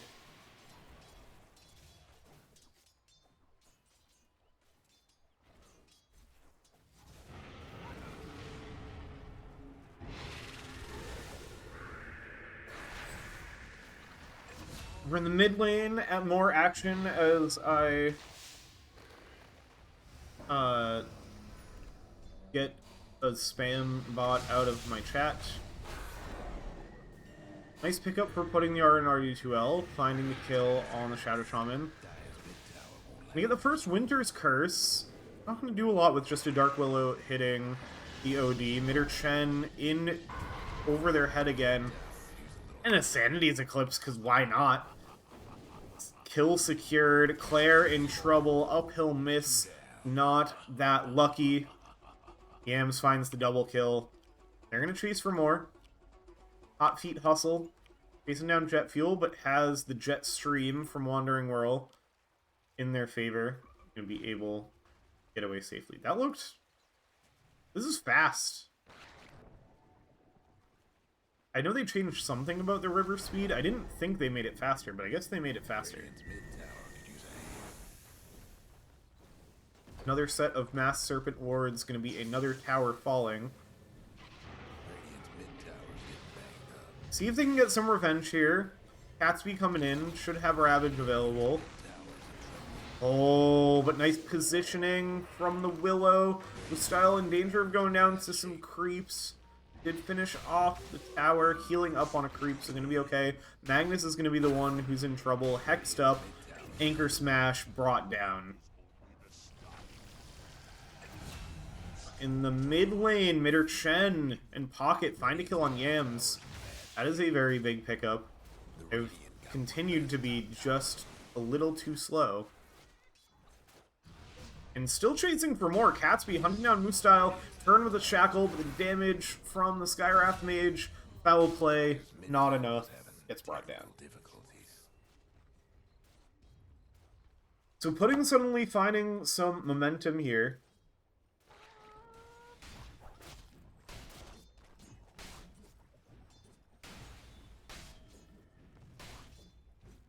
Finding some kills, swinging things back the other way.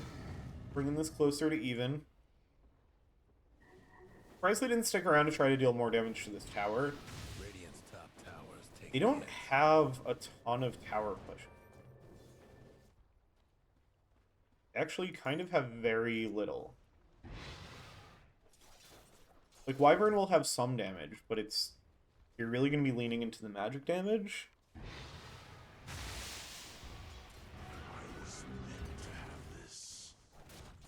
You're going to rely on Pocket's Lifestealer, going the Radiance route. Maybe we'll eventually have a Desolator, and that will do wonders for your tower damage. Magnus in a little bit of trouble contesting this rune, throws down the Brambles. Now Jet Fuel can be the one on the run as the Terrorize. So, sorry, the Bedlam. Terrorize is the one that makes you scared. You know, instills terror. We should know this. Xanity's Eclipse on 2, immediately answered by the Winter Curse. Not enough to find a kill, but the setup for Midder Chen's ult is there. Immediately into the Ravage to ensure another kill comes out. Ziggy G wanting to avenge some friends, but now suddenly it's a 1v4 and the Ursa's in a little bit of trouble. Gek's gonna try to get some help in there. Nice lick to try to get him to safety. Catsby taking damage from the Frog Stomp, but Mid or Chen an absolute fiend with the magic damage. They don't have the means to resist this magic damage yet, so the big nukes come out. Gek's still chasing forward though. There's the Bull Belly Blitz that we were hoping to see, and eventually gets chased back over towards the Serpent Lord, so they do get one return kill in the form of a Lion, but 1 for 4. I mean, that's a great fight for the side of RD2L.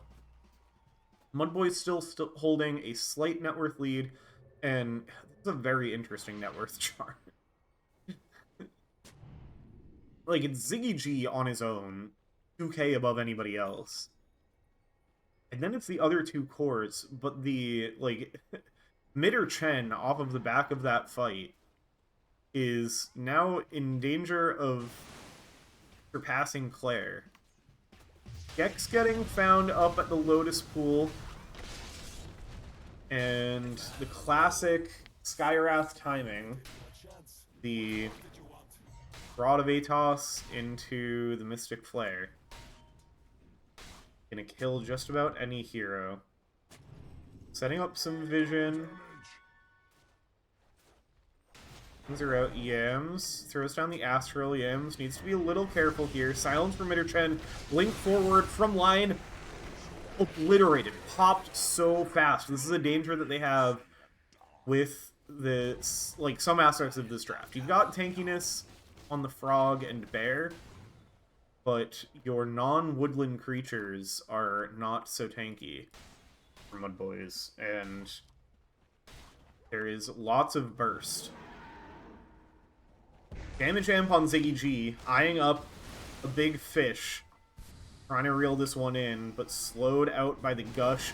Blink forward though, trying to shred, finds the last hit. Jet Fuel can't melt steel memes. Jet Fuel cannot get there with the stun in time.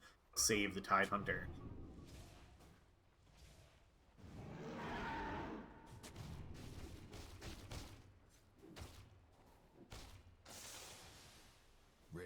The game continues to be pretty even. We've got the Tormentor spawning shortly. Here we go. Forgot there's a timer for this. The Tormentor coming up. It looks like MUDBOYS kind of setting up for it.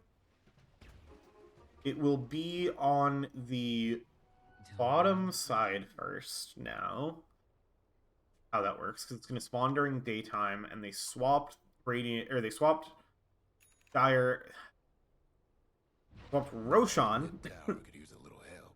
Tormentor, in their regards to Radiant and Dire. So now, Tormentor is the one that matches, at least in my brain, like Radiant daytime, Dire nighttime makes.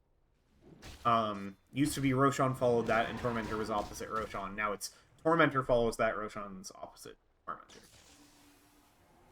Very long-winded to say. It's 20 minutes. First Tormentor spawned on the Radiant side.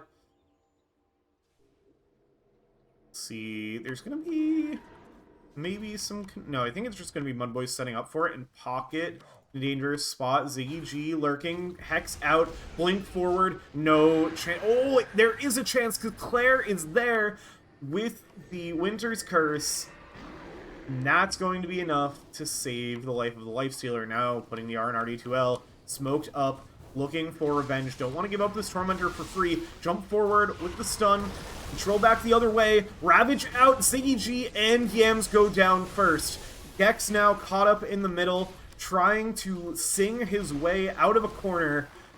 Magnus going to help in that regard as well, but Jet Fuel can't melt Fuel Memes. Jumps in, stuns up the Frog. They have the control on Magnus as well, and it is 4 dead on the side of MUDBOYS, putting the R and RD2L lose nobody. They nearly full team wipe the side of MUDBOYS. We'll see what they decide to do. First target is going to be the tier 1 bottom tower. Pocket with that Radiance finished. Looking for more. I'm surprised. Okay, now they're going back for it. About to say I'm surprised that RD2L doesn't go for this Wisdom Shrine. They will successfully steal it. Nice time for a fight. What I am surprised by is that they didn't then go to the Tormentor, because that whole fight, I felt like the premise of that fight was the control of the Tormentor. And I get absolutely wanting to take like tower pressure where you can get it. Like Tormentor is not necessarily your first choice of objective off of a huge team fight win. Biggest team fight win of the game so far. And kind of first time in the series that we are seeing a significant lead for the side of Pudding. Yeah, definitely like big win for them. Got the tower. I feel like they could have gone for the Tormentor. They were right there.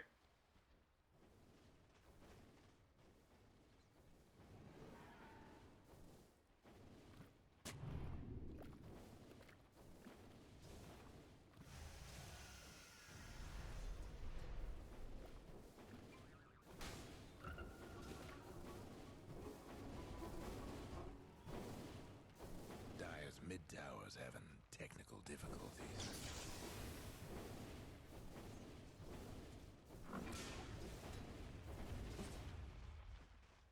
Heap of Insight can be... Oh, well, Ags first. Okay, so still going the Ags Rush. Because I guess this does now... Like, again, you can't hit WE and get the damage. Like, you can't spam both of your good spells, but now you can at least do what he's doing now. You can hit QW, you can get the move speed and the damage in. Or you can do damage heal, or you can forgo the damage.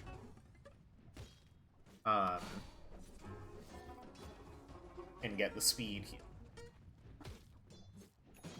A very mana-hungry hero, has the Soul Ring, has the mana boots to try to keep up with that. Oh. Dire's mid tower won't last much longer. I didn't know that was there. Also, somebody maybe not knowing something was there. Ziggy G and Magnus suddenly finding side of putting the R in RD2L. The Dire couldn't hang on to that mid tower. Finding that out in a very painful way. Dire's mid tower could use a little help. Radiant's bottom towers seen better days. All mine.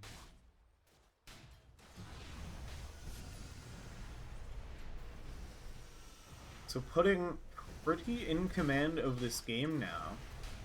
All of a sudden. That one big team fight. Gex hiding and teleporting. Dire's top towers, Eight. you know the drill.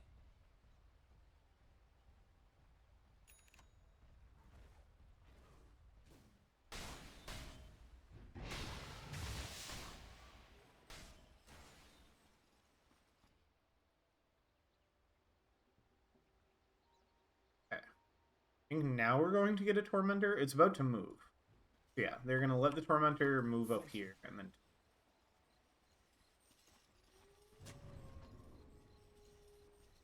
The Yasha almost to the S and Y on Pocket. Lotus Orb early. Gatsby. Spell the stuns from the Shaman. This thing. Take the Tormentor. Why are you over here?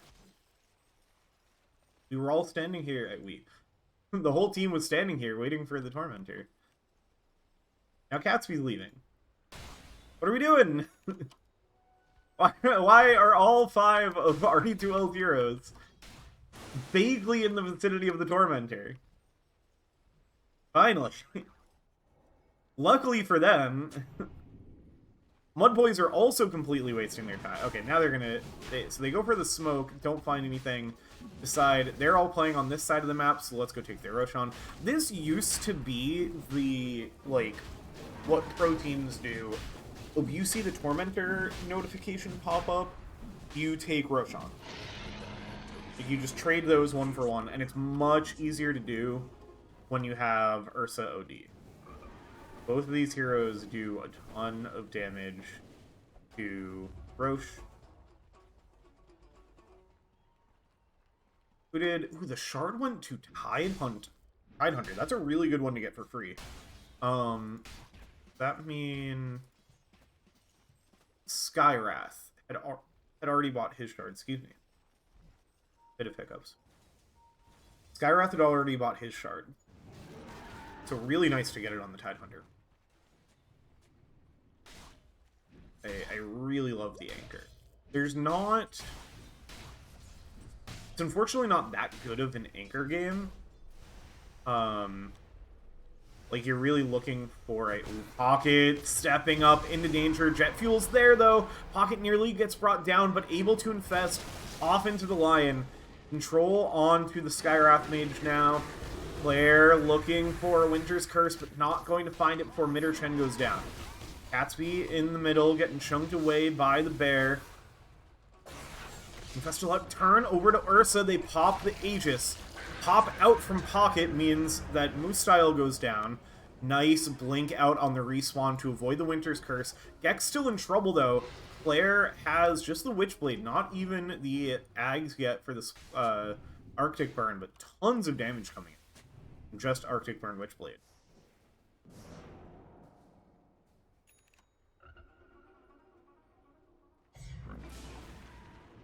Type of Insight finished for Gex. Haven't mentioned yet how much I appreciate that the guy named after a lizard, or a gecko, is playing a frog. Very thematic. Much more thematic than Magnus, who is not playing Magnus.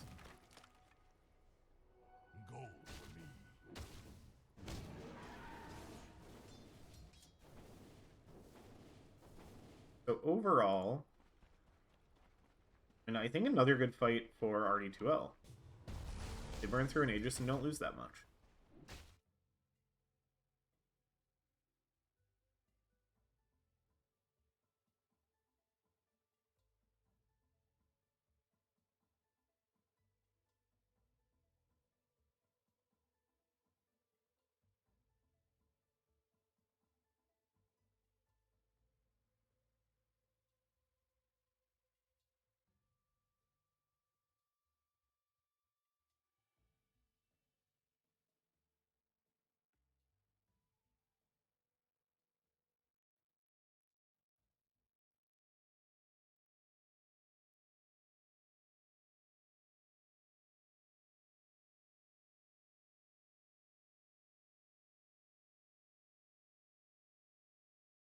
BKB finished on the Earth.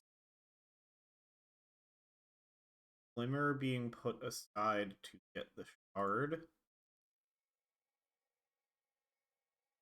by Magnus, who has the tools. Type we just saw. Gams has Blink Witch.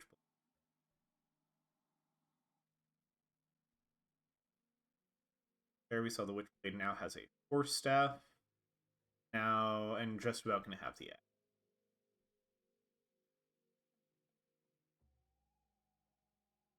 Move east. So true. Ah, what can you do? What can you do? Blink Glimmer on Lion. Saw the Radiance, and I finished most of the way towards a Basher now already.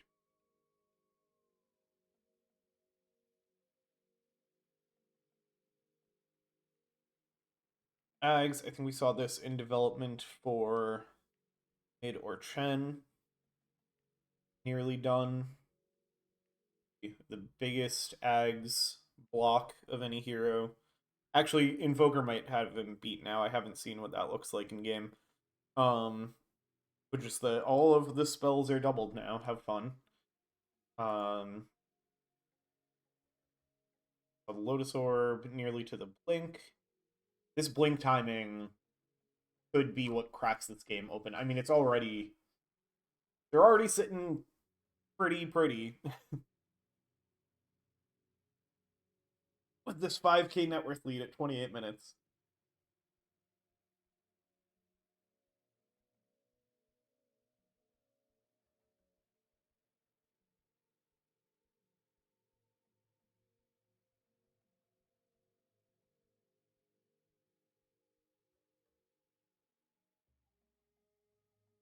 But yeah, Blink Dagger into like the change to the team fight that brings.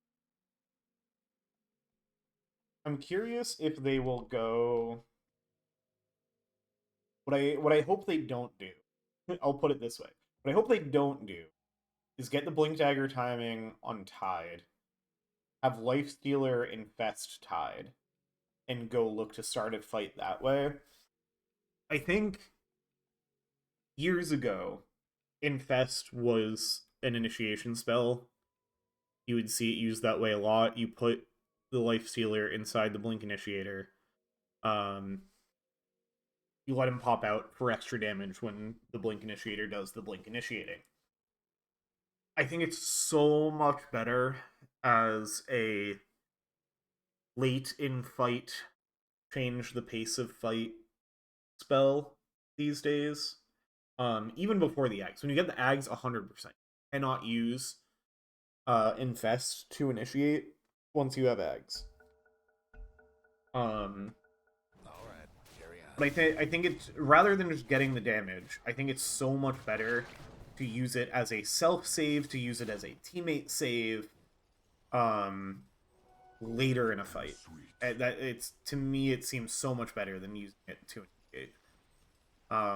So I hope they don't fall into the trap of like, oh, our tanky guy has a blink, get in him, let's go smoke and do a fight. Like, tanky guy gets the blink, smoke and do a fight, just don't use Infest before it starts. That's all I'm saying. And I'm not saying this because I think RD2L is gonna do it. Specifically. We're saying it because some people do it, and I don't like it.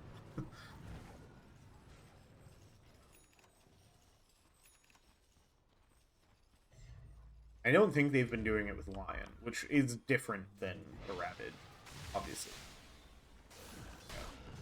You have the blink on the Tidehunter. Here's the smoke. This could be... Like, this obviously isn't going to be a fight and then the game ends. But this could be the fight that effectively ends the game. While we were paused, I should have adjusted my settings. I realized I don't have zoom enabled, so I can't zoom out for you to see more of these. Oh, Ziggy G is going to be the one they find. Doesn't get the Enrage off. Immediately hexed. Immediately blown up. Ravage to make sure that they get Moose style as well. Yams is seen at the edge of the vision. He's saying, oh, they're getting glimpses. Oh, they find Yams as well. No escape for the Outworld Destroyer. It wasn't even really the Tide Blink that did it. Like, it was a very good smoke. They found exactly who you want to find. But it was really the Lion Blink that they already had that made that smoke so good. The surprised they're not just committing to getting this tower. I guess they're waiting for the creep wave to connect. Was that a fort? Gex going for the TP out will complete it successfully. Help of the tape usage, working on the Guardian Greaves next. Oh hell yeah, Gex has beating pig. I did not try to grind for any more pig cosmetics once I got B-Pig. B-Pig is so good. Ursa hexed up again, but the control the other way. The Lotus, though, is there from Catsby. Protect Claire, and then it's a huge Winter's Curse onto Yams. Moonstone goes down as well. They do get jet fuel in the back lines. Or maybe the front lines. Because it was Ziggy G that brought him down. Continuing to chase forward. Ziggy G laying the damage into pocket. Gets the rage off. BKB used by Ziggy G and using it to retreat. Frog Stomp to help create some space. Claire hunting deep under the tower. Magnus into the Shadow Realm. Trying to kite away, but now Pocket is here. Glimmer means that Magnus will escape.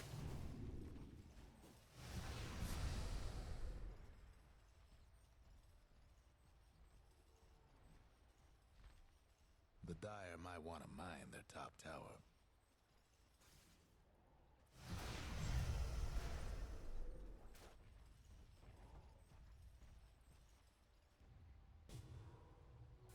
Money changes hands. The Dire best do something about that bottom tower.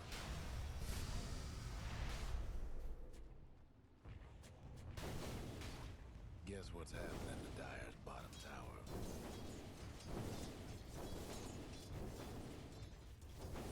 God, I love money.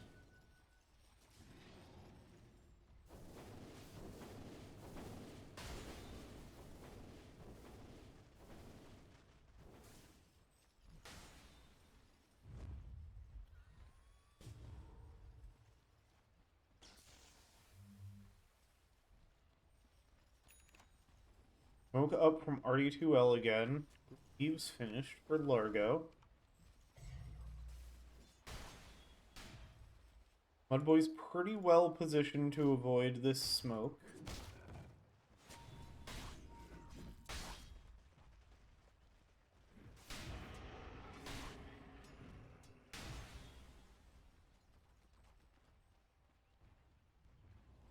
Wow, Midderchen has surpassed Yams on the net worth charts.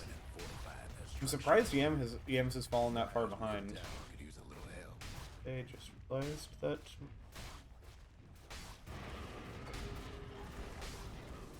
Sorry about that. Mid-towers have technical difficulties. Mid-towers, nothing now.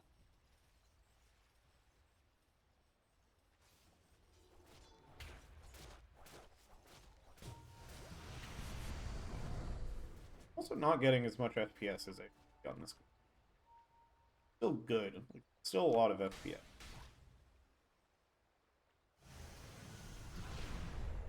Should be able to do better. Just go there. Basher is finished on the bear. Looking to go full Abyssal Blade right away.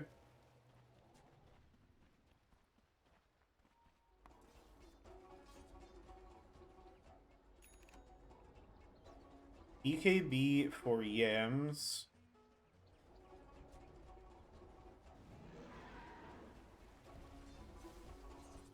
Dire's top tower, you know the drill.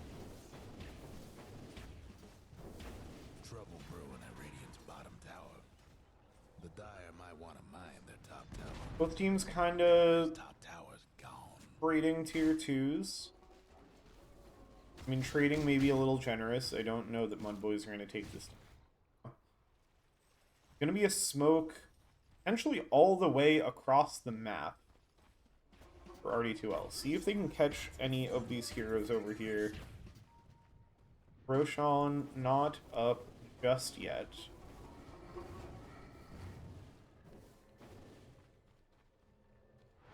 Ooh, the TP just in time.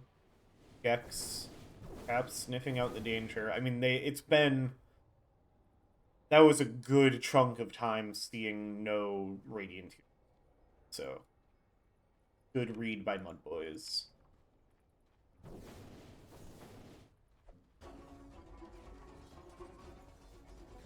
I feel like when they did that smoke, they could have, like, mass TP'd to this mid tower to try to make a play so that it would be faster, because just walking down here, you saw it get sniffed out. Does mean that MUDBOYS get pushed off of the Radiant side of the map, opening up the Roshan for the side of RD2L.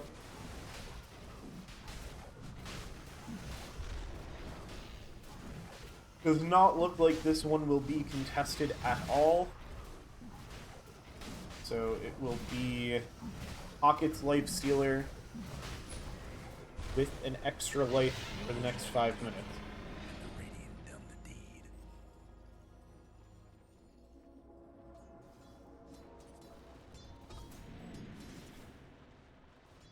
Sweep through to pick up the outpost.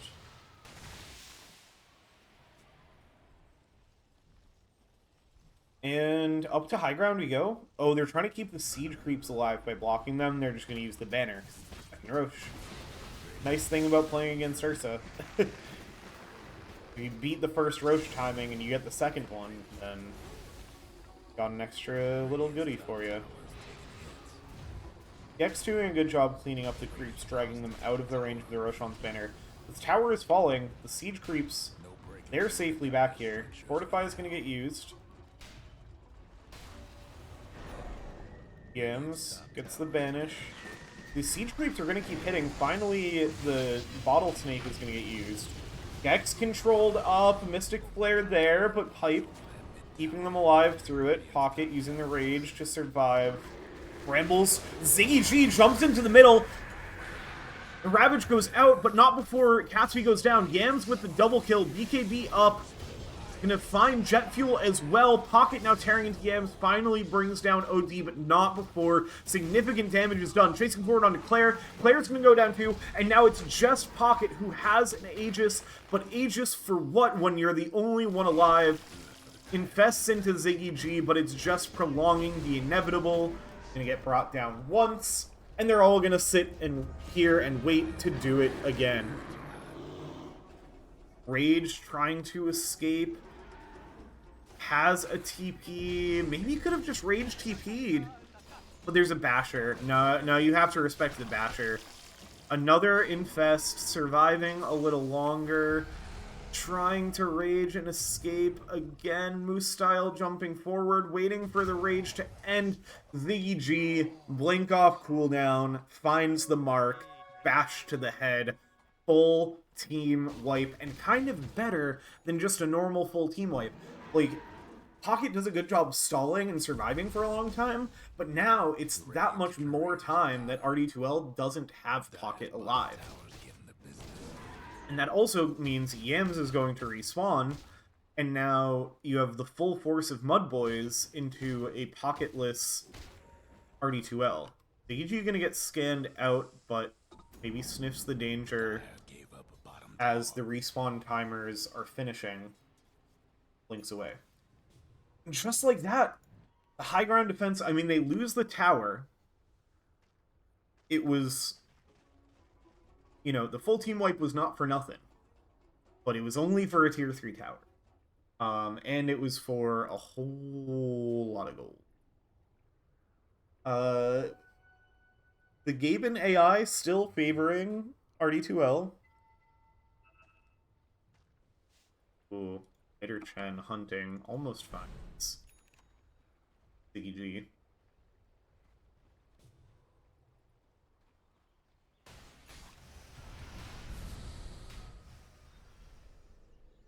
Man, I've been like maybe it's just while Gex is farming. I haven't paid as much attention to how Gex's mana is in fights. But Gex is like always on no mana. I feel like if Claire went a cheeky little like defusal add to this repertoire of long-range attack damage, I feel like you could really shut down the frog. Maybe you don't really need to shut down the frog. It's been hard to tell what the impact has been. I think it was like I'd have to. I wish I looked at the damage breakdown from that last team fight. I mean, I think most of the damage came from with the newly found map presence, not presence, they're going to take a Tormentor potential play for putting, they're sending a few heroes over to the gate. Seems a little too late to try to go through the gate and find something, find like cheeky Tormentor, your low health pick off. Nothing doing there.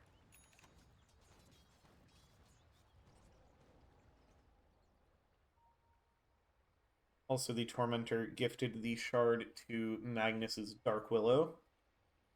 Now you get those brambles around the Curse Crown after it pops, and it pops fast. No. Pops at the same speed. Cooldown is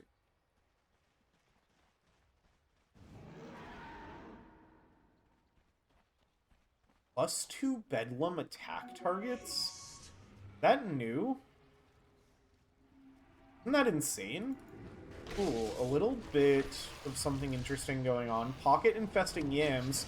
Fight happening in two places here. It looks like it's just going to be Magnus falling. Yams hasted up. Was hoping to maybe do something to get a save. Oh, TP out. That was Ziggy G. Thought it was Moose Style at first. No, Ziggy G narrowly escapes.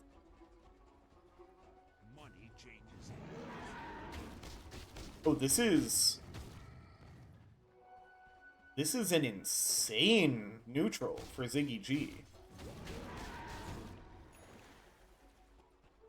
Double damage. The Flare's Bota with alert. Like, this is... You might just not craft a tier 5 depending on what your options are. I mean, maybe you do it just for the better enchantment, but damn. Oh, Catsby finds Ziggy G. Gets the leash, the Hex, Mystic Flare, the Ravage, just to be absolutely sure that this bear is going nowhere. Nice pick off by RD2L.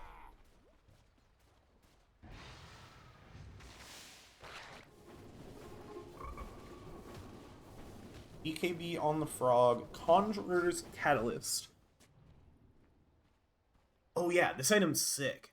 I think this is the thing that's been making... Oh, this is so good on Frog, actually. Timeless also nice. That's 6 spell amp. Oh, lots of Conjurer's Catalysts. Yeah, this item's really cool. Probably gonna get nerfed. I like it on the Frog a lot. I feel like he can do a ton of AoE damage here. RD2L, looking to go high ground. No Aegis required. MUDBOYS, they're kind of out on the map. This tier 3 is just gonna fall. There's the Fortify, but there's, like, it's only now that the creeps are arriving for the Fortify to kill off. They let the tower go. Yams is looking to trade a tier 2. You're losing Rax. I mean, I guess you don't have Ursa and you don't want to use the buyback. Now Yams makes the TP back. Raining in damage from long range with the Hurricane Pike, but it's a full set of Rax. And it could be more. They'd already taken this tier 3 tower. That's 1.5 Rax now. This isn't even a Desolator on Pocket. That's crazy. Oh, the Lotus Vanish. And the Rage away. So they get 2 sets of barracks for that pickoff on the Ursa. That's crazy. Look at that. That Ursa kill, I guess with the Dark Willow kill, is worth over 20% win probability change. It's insane. Like, this is okay. I'm gonna nerd out it, like, in a very funny way to call this nerding out. Hold that thought because there's a big smoke. We could... No, it looks like they're not gonna get anything here. Win probability change is very popular in baseball because of how, like, how defined by individual like pitches and hits and moments baseball is. And so like a good way to show highlights of a day or of a week or of a series or something is like showing all the plays that had the highest change in win probability. So like teams down by a run, dude hits a 2-run home run, now that team's winning by a run, big swing in win probability. They go from probably going to lose to probably going to win, especially if this is happening late. Now, like very interesting to see that concept play out in such a significant way in Dota. Like, normally, you don't see a swing like this from 2 kills. 2 kills equates to 57 to 82. 25% win probability change. Like, that's so interesting that, like, 2 small plays amount to so much. While I was yapping about that, RD2L went and found another Aegis. There was a roar. Didn't even notice it. Of all the things to yap over. Team that is winning takes Aegis. You know. You've seen that a few times before.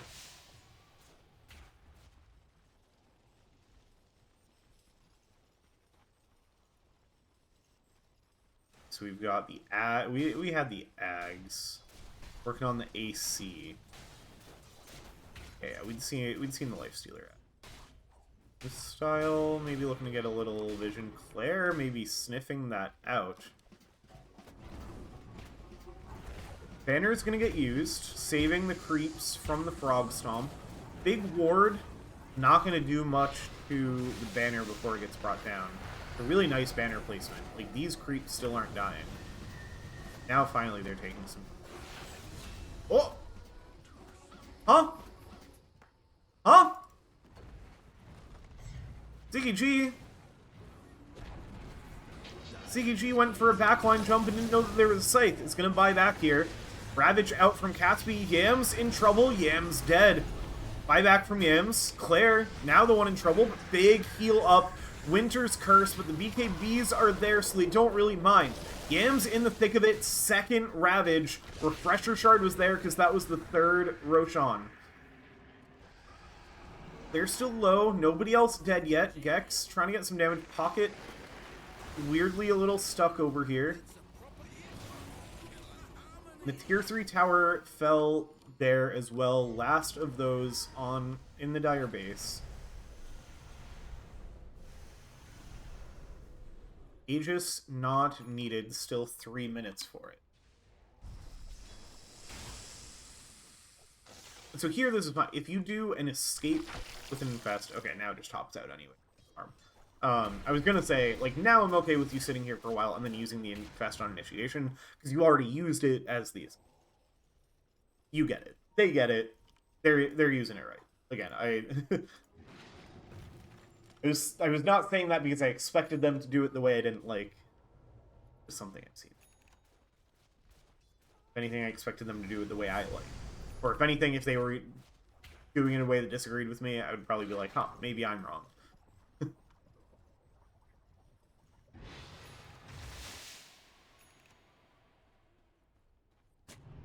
Warstaff, Blink Glimmer on the Shaman.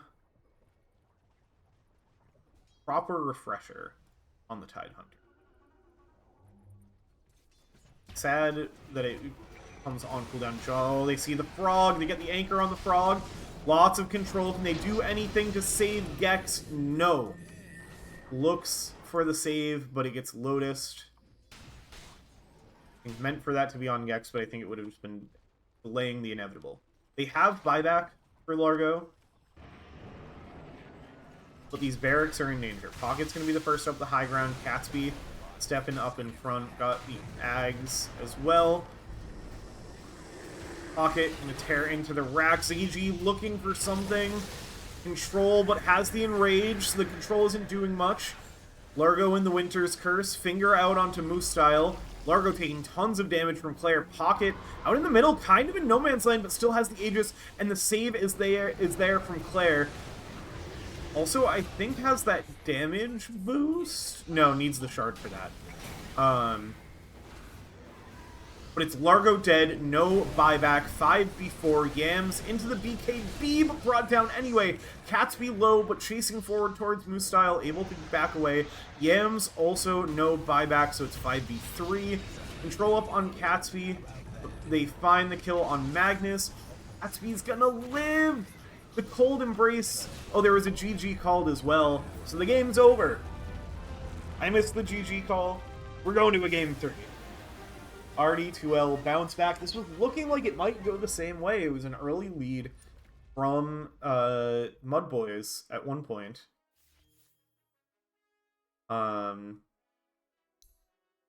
Here. Looked like it might go the same way. They get this big team wipe. Like, oh, MUDBOYS are just gonna run this one again. And they even it out, bounce back. Scary swing here on the defense. They clutch up and bring it home. So, I won't dwell too long on this one because I need to, like, rest a little bit if I'm going to get into Game 3, which I shouldn't ask Game 3, but I really want to, so I'm just going to screw myself over a little bit. Who is the MVP? It's Mitterchen. You call me biased as a support player for picking back-to-back support MVPs, and not just, like, most valuable support, like, the supports are the MVPs. 14, 8, and 18 on the Mitterchen Skywrath Mage. More net worth than Gex, more net worth than Yams. I mean, I know things get a little skewed. But, like, same net worth, but difference of 2 gold with the offlaner, and, like, 1,000 gold with the mid laner. Like, this guy should not have this much farm. This is just what Mitterchen does out of the 4th position. Crazy. Okay. We will be back soon with an ill-advised game number 3. Ill-advised on my part. Very much advised for the play.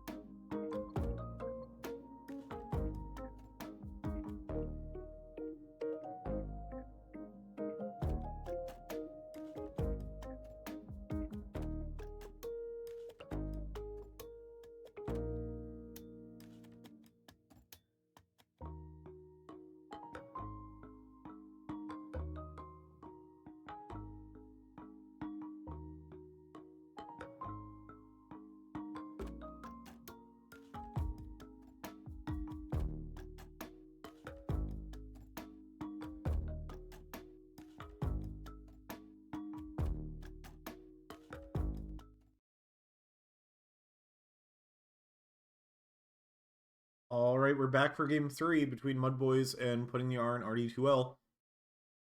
MUDBOYS took the early lead. RD2L evened it up. Now we get to see how this series finishes. Draft adjustments for game 3. Skywrath Mage. Replacing something in the 10 bands. seconds to go. Otherwise, these are the same. 5 seconds. Who did they ban in first phase before? Might be about to find out. Dyer's pick. Wasn't Lifestealer.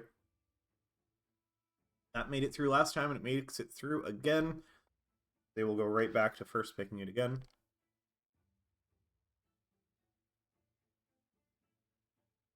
You hear weird noises during this draft. 10 I'm eating seconds some to ice go. cream. Partially to help with my voice, partially 5 because seconds. I have ice cream. Radiant's ban. Void incarnate. The early Void Spirit pickup. Another one of the GAM specialties. A little surprised that they decided to pick it up in the first phase, because it hasn't been getting banned. Like, they 10 could have had it seconds in to any go. of these games. Radiant's ban.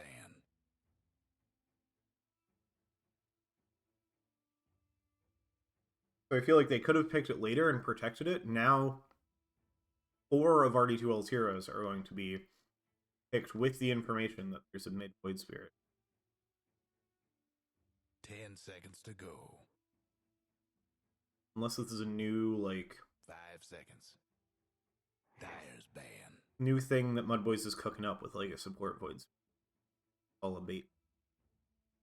Slardar TB. TB ban is spicy. What's that replacing? 10 Flawless, seconds to go. huh? Oh, Clockwork was the hero that's been getting.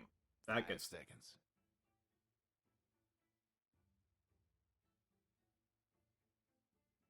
Dyer's pick.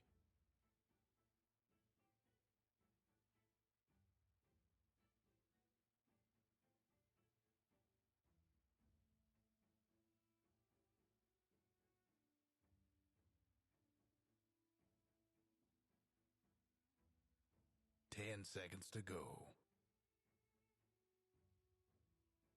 5 seconds.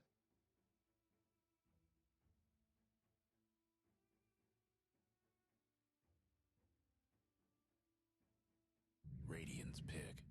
an early Quap ban. I guess because they're showing the Spirit. It'll be game 3 in a row for Moose Style on the Shadow Shaman. 10 seconds to go. Tide Hunter. RD2L, just running it back. Pick. Tidehunter line. Same draft, not phased by this Void Spirit.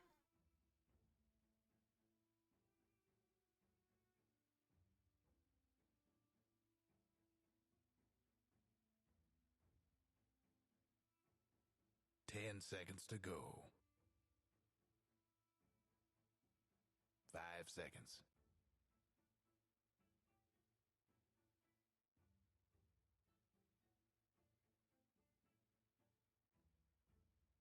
Yeah, the eating the ice cream also means I'm cap less about this draft.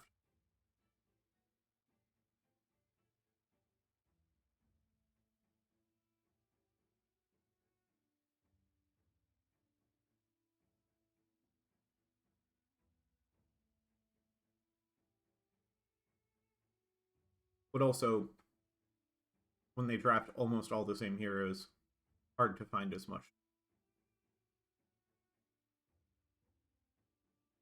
Dyer's pick. Alchemist. That is new.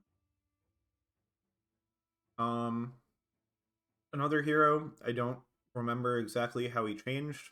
I don't think he changed too much. I get he doesn't have an option to just get like 10 seconds to 700 go. gold at the start of the game. 5 seconds. So at least on that level, he got nerfed.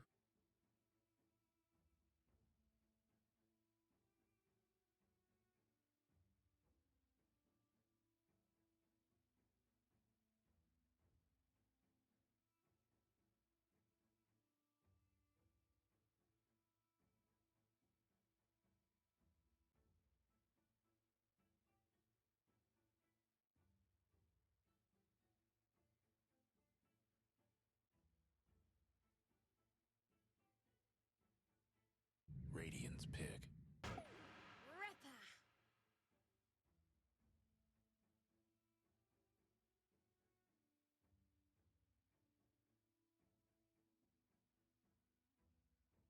Squirrel is a hero I've not seen a ton of lately. 10 seconds to go. 5 seconds.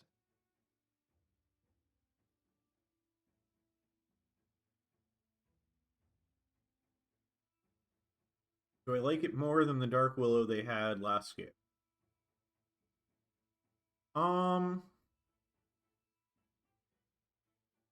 They're into Tide. I don't know. I don't know what support you want into Tide Lifestealer.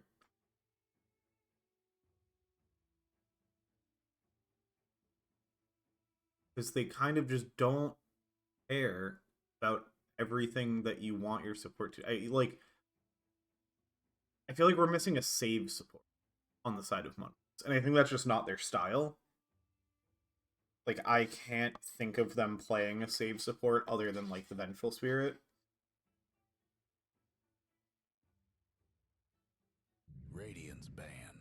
I also just realized I lied to you in the last draft. It is MUDBOYS who have played lots of Lifestealer. Not RD2L. Night Stalker comes out. This is a guy I was kind of expecting to see in previous drafts with all of these squishy support heroes. 5 seconds. Oh, the Rubik is also here that had gotten banned. I think you just, like, now you clearly know that it's Mid or Chen getting the last pick for RD2L. I think you just ban Rubik Enigma and call it a day. Although, wait. Hold on. Wait. It finally caught up to me. Anybody else watching this definitely had this thought, like, 2 minutes before I did. They picked two offlane heroes. So this is a 4 Night Stalker. It was something that we've seen a while ago. But it, like, I have not seen it in a while, but I know it was a thing at some point. No, they think it's a mid either Night Stalker or Tide Hunter. They banned their Rubik. Dyer's ban. Player probably plays mid Rubik, but still.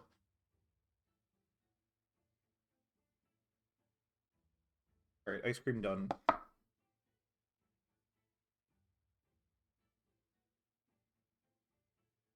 Axe Dawnbreaker, yeah. I mean, MUDBOYS definitely looking for it. 5 seconds. Radiant's pick. Okay. So, MUDBOYS agree with my initial assessment that they need a mid or Chen hero, so you ban Rubik Enigma, because those two and Weaver are the best mid or Chen heroes. 10 seconds to But go. I think the Night Stalker might be mid or Chen's hero. 5 seconds.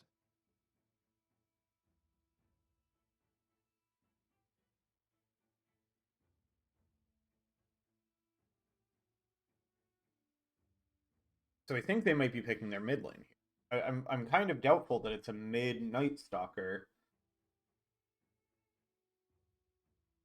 The Night Stalker pick also, like, obviously good into the Shadow and Shaman and Hoodwink. Pretty good for the Void Spirit too. AoE Silence, good way to deal with that guy. That said, I don't necessarily think that means it's the lane matchup.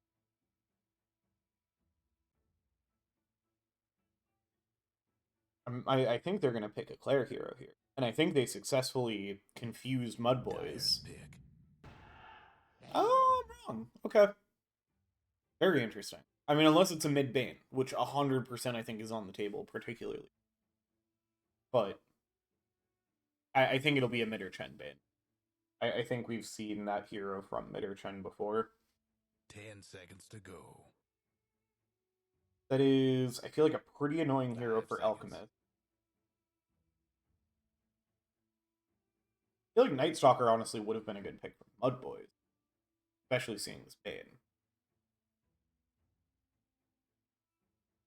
Oh, I doubt MUDBOYS plays Timbersaw. I shouldn't say I doubt. I don't think I've seen MUDBOYS play a Timbersaw. We've got triple strength cores. Life Stealer obviously already taken on the other side.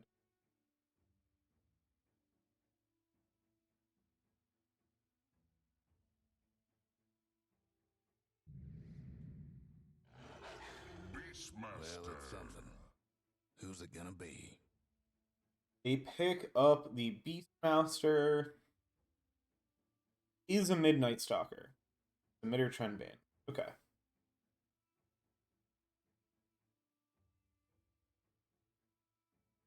Very curious to see how the Midnight Stalker plays. Very, very curious. I think it has the potential. Like, as long as you. Yams has won the mid lane the past 2 games pretty definitively. If Claire can come out in a pretty good position, like if you at least come close to even in this lane, very, very scary. Hatch draft, definitively MUDBOYS. This time the particle effects are really working for them. They've got the top tier, I forget what it is, the prismatic Monster Hunter Beastmaster, very nice. This Alchemist combination is bizarre, but I'm into it.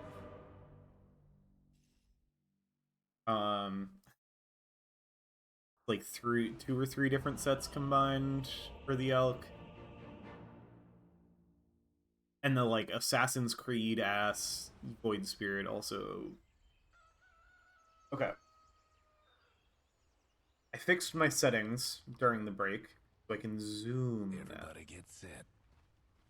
Won't zoom too much. Try to keep it pretty zoomed in. It'll be nice for team fights. I also fixed, if you're watching this in client, you can now hear me, I think. I'm not seeing the little, like, thing pop up, but I think that's okay. Hopefully you can hear me. If not, then that's okay. You couldn't hear me for the first 2 games either, because I forgot to set that set. It's going to be a full side swap for the runes. So unless... Oh, maybe they're doubling back. Oh, they're doubling back. They want blood. They want it first. They want first blood. 30 seconds to showtime. And they are maybe going to clash. Smoke's maybe going to pop. Smoke's going to time out. They're now on this high ground. I think that was Ziggy's ping saying make sure somebody goes for that rune. 4 shows. And away Squirrel will go for the rune. Claire will get the rune, but Claire will also get stunned up by the Void Remnant into the concoction, and Pocket in trouble as well. 2 kills off the bat for MUDBOYS.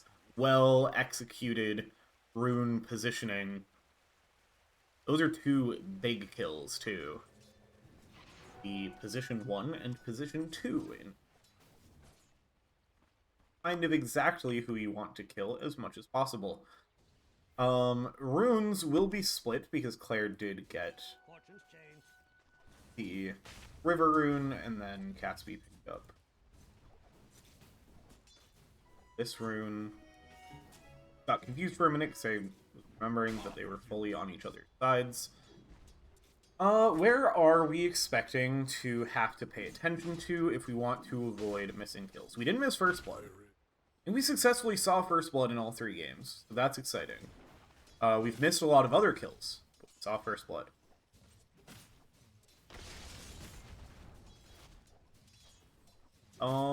This lane is almost the same lane as last game. Except this time it is a Beastmaster instead of a Largo, so I expect to see kills in this lane, because they were getting kills with Largo, and I think Beastmaster is a better laner. Largo is. While we're saying how much we are going to see kills in bottom lane, a kill happens in top, as things go. And I didn't click on the Hoodwink time to see Death Summary. But they're pretty low level. So it was an Enfeeble into Gut Anchor Smell. The sleep is dangerous into the concoction. This Alchemist idea is very interesting. Oh god. Biggie G. Middershen gets the kill, dies for it. Good trade though. Always happy to make that trade as a support. Yeah, the Alchemist idea is interesting to me. I thought the Ursa idea was really good into the Tidehunter and Lifestealer, and we saw glimmers of it. I don't think the problem was the Ursa. I think the problem was, like, the lanes and the tempo of the game. Alchemist has some, like, anti-tank capability with the acid spray exclusively, I guess. Not as much as an Ursa. So I feel like this Tidehunter, like, had a pretty good game last game. And I'm not... See, I guess the break, and that's why they pick the Hoodwink, is the built-in break for the Tidehunter. And kind of also the Lifestealer. Well, I could have been invisible. I guess that's what they're hoping is the difference maker. But I feel like they could have stuck with the Ursa. I feel like they didn't need to lose faith in the Ursa. Because we saw the, like, high ground defense fight where they won, and it looked like they might turn things around. Like, the Ursa just shredded everybody.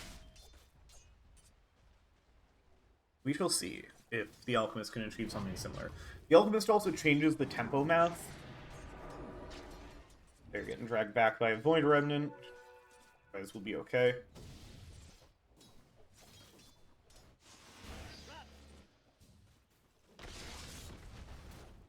Style stunned up, slowed down. Getting a little help from the boars. Getting a lot of help from the boars and other creatures of the wilds. Oh, jet fuel. Oh, that one last attack. The jet fuel very low. Move style a bit less low. Stun up on Pocket now, I think mostly for the heal. Cancelled by the Earth Spike. Pocket taking lots of damage now, though. Had, I think that was Wand and Lotus. Heals up. Getting a little low. And on the other side is...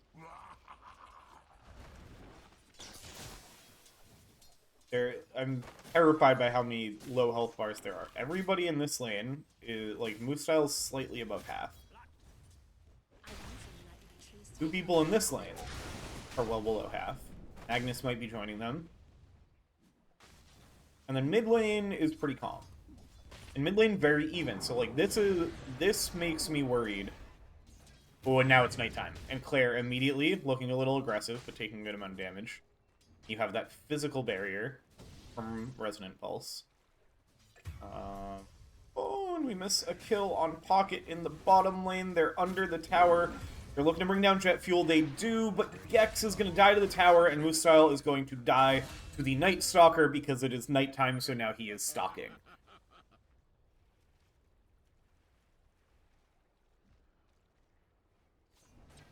This was what I was going to start to say. And then things happened, and it kind of solidified what I wanted to say, which is that the fact that this lane is pretty even, rotation from Yams here, looking towards Gatsby, is good for RD2L and bad for MUDBOYS because now Claire is in a good position for early game tempo. Again, is, I think, the name of the game. Ziggy G in some trouble with Catsby there. Midder Chen does go down to, I presume, a bouncing Acorn, but Catsby is going to get the return kill on Ziggy G. Very nice kill to find. Also picks up the Healing Lotus, which is very nice. Because Yams is going to chase for more, but they're not going to be able to kill Catsby. Who they are going to be able to kill, though, is Pocket for a second time. A third time, including the one around the runes. They're still kind of looking at Catsby, but now Claire is up here, and Midder Chen has respawned, which means Yams is going to go down, and there's that AoE silence that we knew was going to be important against the Void Spirit. Catsby still low, ate an unstable concoction to the face, but found it delicious. They turn around and kill Magnus. Down in the bot lane, it looks like Jet Fuel was trying to steal a Wisdom Rune, but was a little early for it, ends up dying to Gex.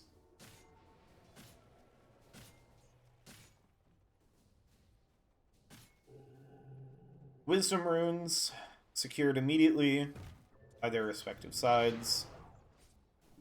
7 to 8 at 7 minutes and 8 seconds at the time of starting to say that.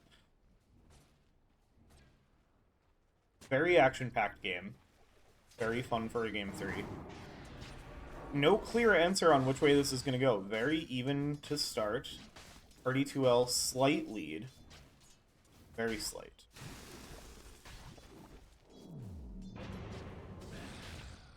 Radiant's mid tower could use a hand.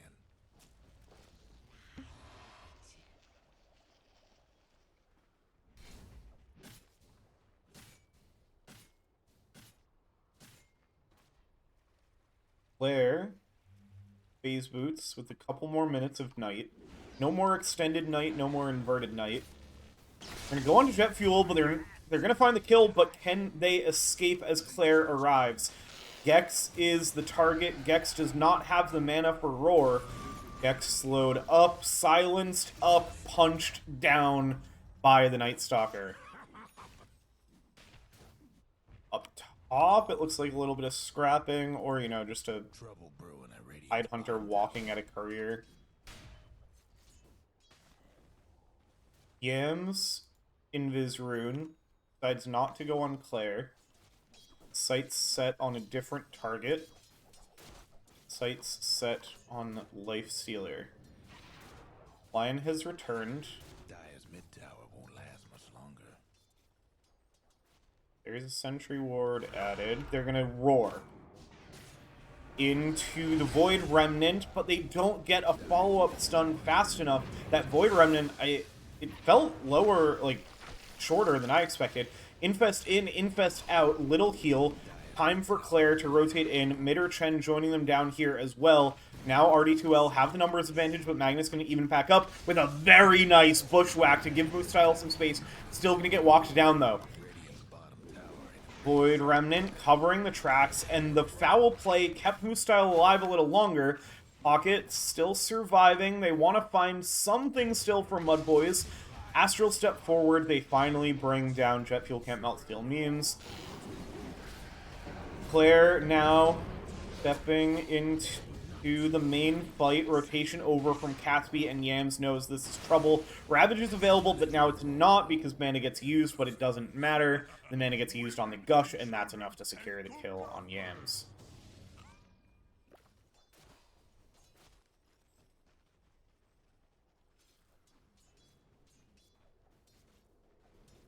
So it still ends more even than it felt. And I mean, the graph shows you that that was a step forward for side of Pudding.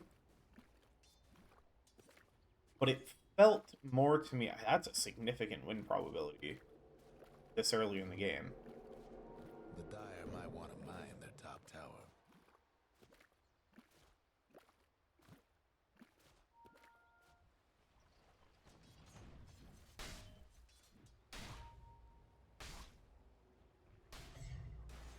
Top, Midder Chen, rejoining the Tidehunter. Tower's getting beat down. At some point, this was a while ago, I started to have like half a thought about how Alchemist changes the tempo math in a high tempo meta. I'm curious to see how that plays out. Radiant's timing be very, very important. But right now, the Alchemist Radiant's bottom tower lower is net in worth better than days. 2 of the enemy cores, which is a little concerning for MUDBOYS. They don't have that number. They don't know that that's the situation. And obviously this accelerates once that Radiance arrives. Dire's top tower. Tower will get brought down. Moose Style taking the gate to troubled waters. Gonna get slept, gonna get anchor smashed, gonna get earth spiked, hexed, and then self-hexed, and then killed. MUDBOYS lurking in the mid lane. Roar off cooldown. Looking for Claire. Bushwhack. Roar should be a dead Night Stalker. It sure is.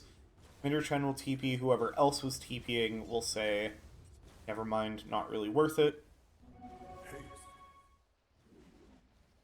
Ace rune picked up by Yams. Interesting how fighting this game has been, while still feeling like both teams are pretty there's not much objective pushing. There's one tower that's been taken, and like it's 12 minutes. There shouldn't normally be a lot of towers taken at 12 minutes, but like with how much fighting there is, I'd almost expect more objective pushing. But it's kind of, it's either the fights go even, so you don't really gain an advantage that you can turn into a tower push, or the advantage that you gain is I'm gonna get a little more space to farm for a little. Now some tower pushing is happening. And now an ult going to be popped, and a squirrel probably going to be eaten. Dire's courier took a trip to the old family farm. This is truly a, like, just kind of hit me how, like, thematic of RD2L's draft is. I mean, it's a little generous of a theme, but they have a very monstrous draft. I know there's a lot of monsters in it. I know it's a very broad category. This is like 5 of the scariest things that you could run into, and kind of like you're hitting, it's like lion plus 4 horror movie tropes. Like you've got vampire slash like night monster, you've got nightmare monster, you've got sea monster, and you've got like body horror monster, and then you've got, I don't know, lion's definitely a monster. It definitely fits in with this like Halloween crew, but he's the biggest stretch of the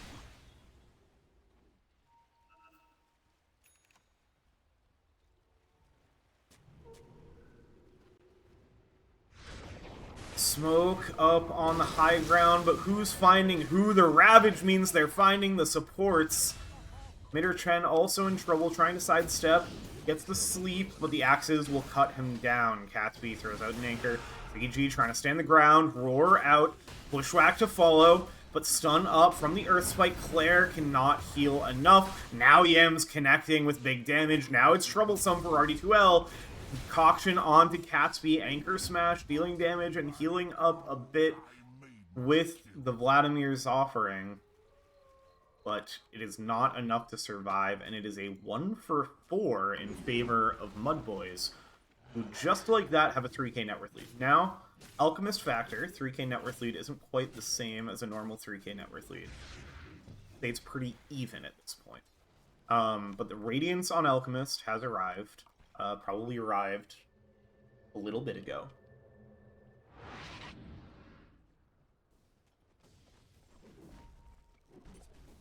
But now we should really start to see number go up. And if number go up the way it should go up, then MUDBOYS are in pretty good shape.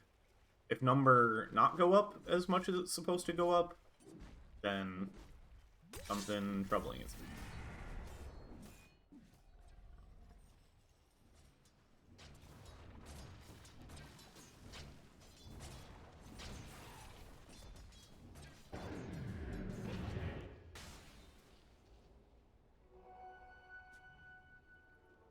Claire, stalking into the night, up dire jungle, searching for Alchemist. Was going to say maybe not expecting EMs nearby, but EMs has left the Radiant's top tower. smoke for jet fuel.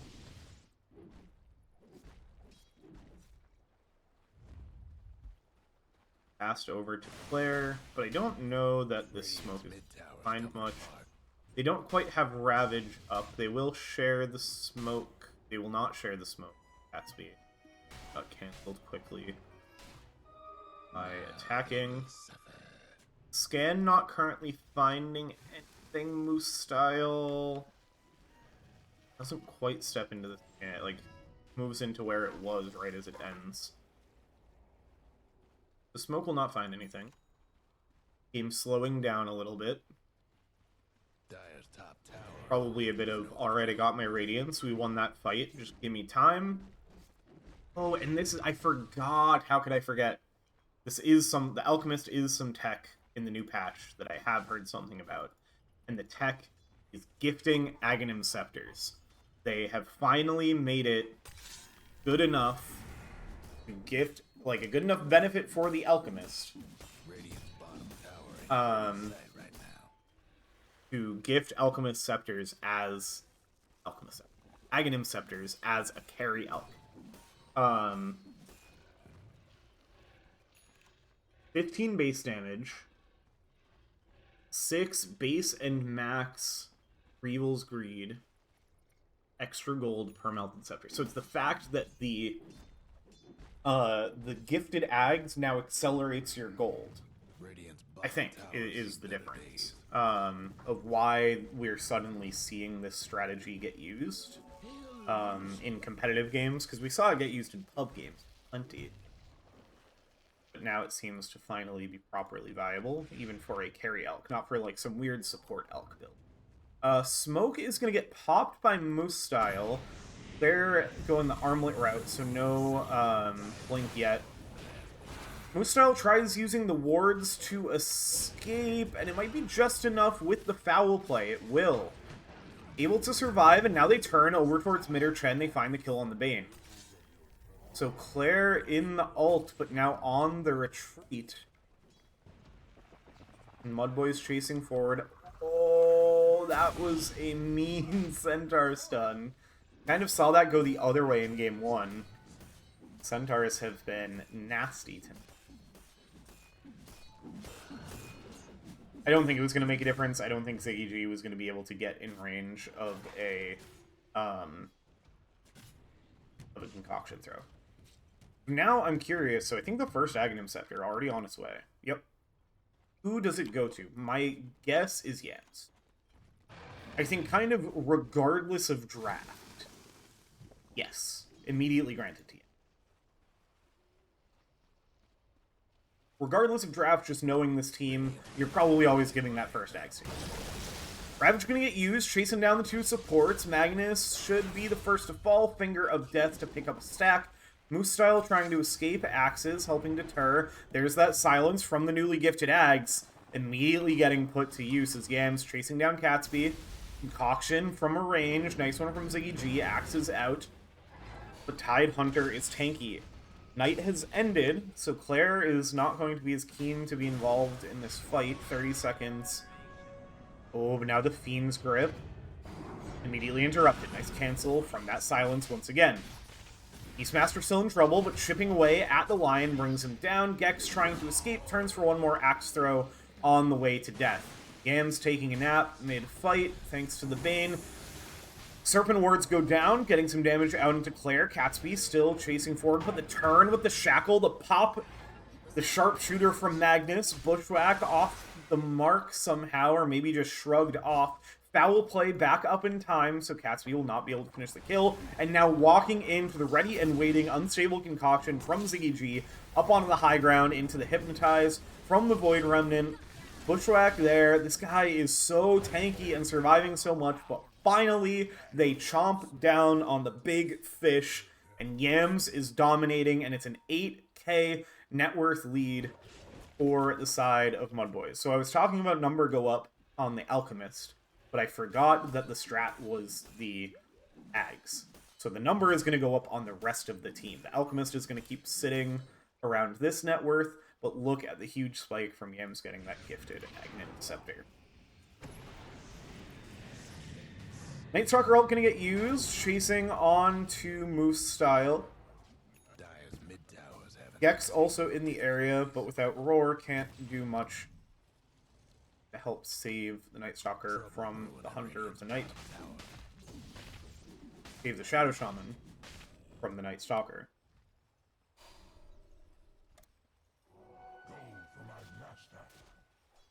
Quietly on the side of all of this has been Pocket throughout this farming, or throughout all this fighting has been farming. It's getting late, I'm sorry. We're past midnight and we're only 22 minutes in the game. I should not be casting this game. Pocket's got the Radiance Radiant's mid tower. in pretty good shape. Again, net worth chart, hard to read with the Alchemist. I think the important thing is, like, the Beastmaster being above everybody, and the Alchemist also being above everybody on the Radiant side, despite Radiant structures must have having given away 4,200 gold. It's a good indication that MUDBOYS is ahead, in addition to just the 8k net worth. Radiant's mid towers in trouble. Yams dodging away. Are not able to finish this hunt on the Void Spirit. Now MUDBOYS will be the ones on the hunt. They smoke up as 3. Little bit of awkward timing with Yams retreating, but Yams may be able to heal up Dire's bottom towers and getting the rejoin business. them.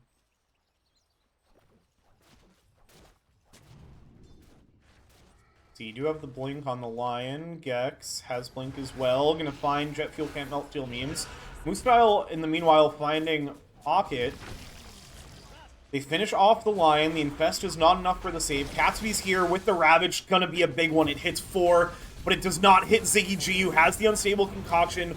Quickly finishes off 2. Catsby, the Kraken Shell, trying to save him, but Moose Style, he cannot turn to bring down the Shadow Shaman, and 4 dead again at MUDBOYS' hands, and now this is starting to look scary for RD2L.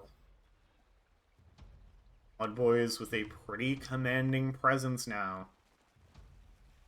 And the Blink Dagger, interesting, 1 gifted Ags, now Blink BKB. So like Ziggy G steps to one side, get that early Ags, get that big advantage for Yams. I really like this. And like then transitioning back to like, okay, focusing on my own game, making sure I can be a significant contributor in these fights.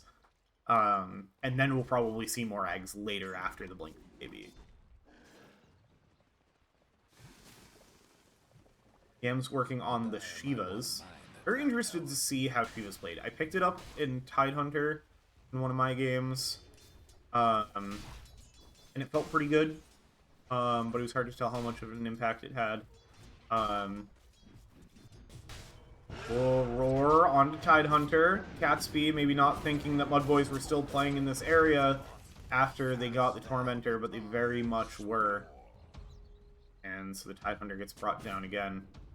Also didn't take time to talk about Magnus getting the shard. Ooh, nice rotation of 3. So after respawning from that fight, that's a very big and important kill to find. Bringing down Ziggy G's Alchemist. Slowing down the big farm. Midder Chen is going to get found here by Moose Style and Yams. There's so much single target pickoff. Like, it is such a scary map. Like, in both directions. If you're, again, like, I've talked about it in all of these drafts. We've seen just only squishy supports, no tanky supports in any of these games. And there's always been heroes, the Void Spirit, the Night Stalker, I mean, even the Master with the Blink. Like, it is hard out here for these supports. Radiant's mid tower's coming apart. Arcane power. Dire's top tower's getting beat down.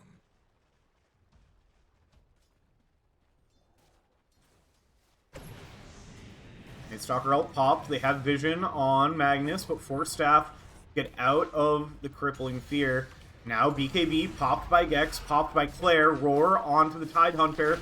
Yams out onto Jet Fuel, but saved by Pocket and in the Fiend's Grip. Now the Ravage on to Magnus and Gex. Magnus falling low, but surviving for now. Yams over towards Catsby. They're going to try to bring down the Tidehunter.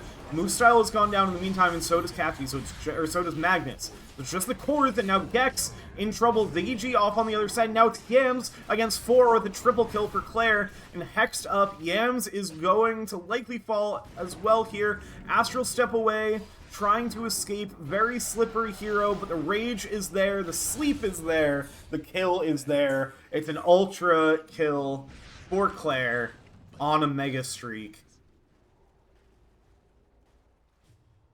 And this Night Stalker, we knew it was gonna be tricky. Knew that was the danger of picking up the Void Spirit early in the draft and choosing to go the Shiva's Guard. I feel like a BKB so important. I mean, there's the danger of, you know, the Fiend's Grip exists, and so going a BKB feels less good in a game where Fiend's Grip exists. But Fiend's Grip is less of a problem for you than the Crippling Fear. Kind of need an answer for that, and I'm surprised the answer is not coming in the form of BKB. It is a BKB for Alchemist, and actually it seems to just be the one gifted Aghanim Scepter. After the Blink BKB, continuing to go for individual items. A team item. Let's not... It's Assault Kuros. This is helping the whole team. But not another Ags. I thought we might see a whole bunch of Ags. I think eventually we will, if this game goes long enough, but... Shield Rune on Yams, wards getting placed. Curious if they... It looks like it's just going to be Roche, going to be the target. Maybe getting the sense that RD2L is up on the top of the map where they are. Radiant's mid tower's getting banged up. Nobody see... Like, they don't... Neither team sees any hero on the map.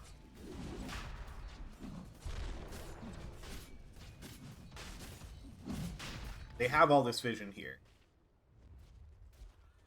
And yeah, if they suspected it, they didn't suspect it very quickly, but they are still moving to the area with the smoke. How these two teams move is going to be very interesting here. Moose Styles out in front. Looking to pick up a little bit of farm. Smoke sitting on the high ground, waiting to see if anybody is going to venture forth. Moose Style sniffing this out. Playing safe. RD2L just being patient. Now Catsby will test it. Smoke will pop. Hexed up. Yams onto the back line, looking for the Bane. This would be a big pick off, but Jet Fuel gets the stun. They are able to finish it off. It's Roar committed, though, and Claire is in onto ZG. Has the BKB, though. Jet Fuel getting controlled up. Buyback from mid or Chen. Jet Fuel brought down, though. Claire stepping off to the side, healing up, Infest into Catsby. Unstable Concoction out, stunned up, Sleep. And now turning over towards Gex. Nice Force Staff from Magnus, getting Gex to safety. Catsby now stepping back forward, looking onto Moose Style. They find the right chicken, they bring him down, now onto the Squirrel. They run down Magnus, double kill for Pocket. Fiend's Grip on the Alchemist, but Yams there for the cancel. BG still in danger, though, with Pocket and Catsby chasing forward. The tendril from the frog camp, the little baby frogs. I mean, he was probably dead either way, but that sealed the deal. Yam's in trouble now, looking for somewhere to escape to, has an Astral Step back up, so we'll be okay.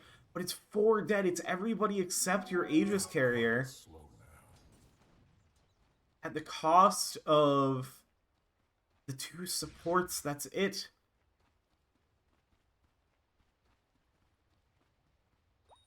An excellent fight for RD2L. Claire holding down the top of the net worth. And, this is Claire above the net worth, like, this looks like, oh, they both have a high net worth hero. This Ags was free! This guy, this is like 4... Isn't it like 6k? Because it counts as getting a blessing? This is 6k net worth inflated. This guy's 7k above the Night Stalker, or above the Void Spirit. 1k above the Beastmaster. And 1.5k above the Alchemist, granted the Alchemist who gave away 4,200 gold. But still! Should then have once again had more gold.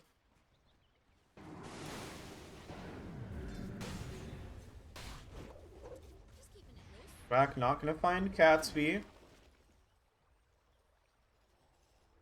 Teams setting up around the bot tier 2. Dire's top tower's getting beat down. Claire blinks forward, gets immediately hexed. Into the Shackled, they have the cancels, EG with the concoction. This would be a huge kill if they can find it, and they do. The Ravage is not going to be in time to save Mid or Chen either.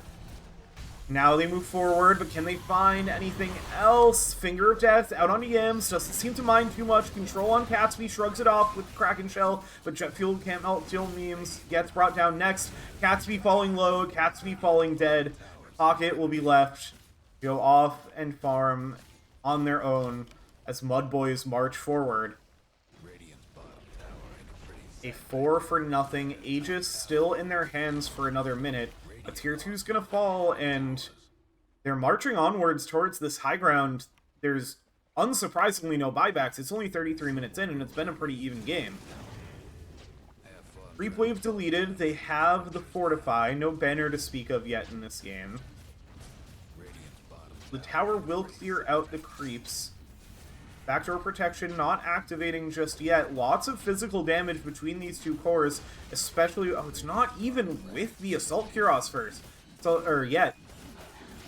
10 seconds no Bane, 5 seconds no other cores. They tear through the barracks. They get what they want. They get the fuck out because everybody's respawning.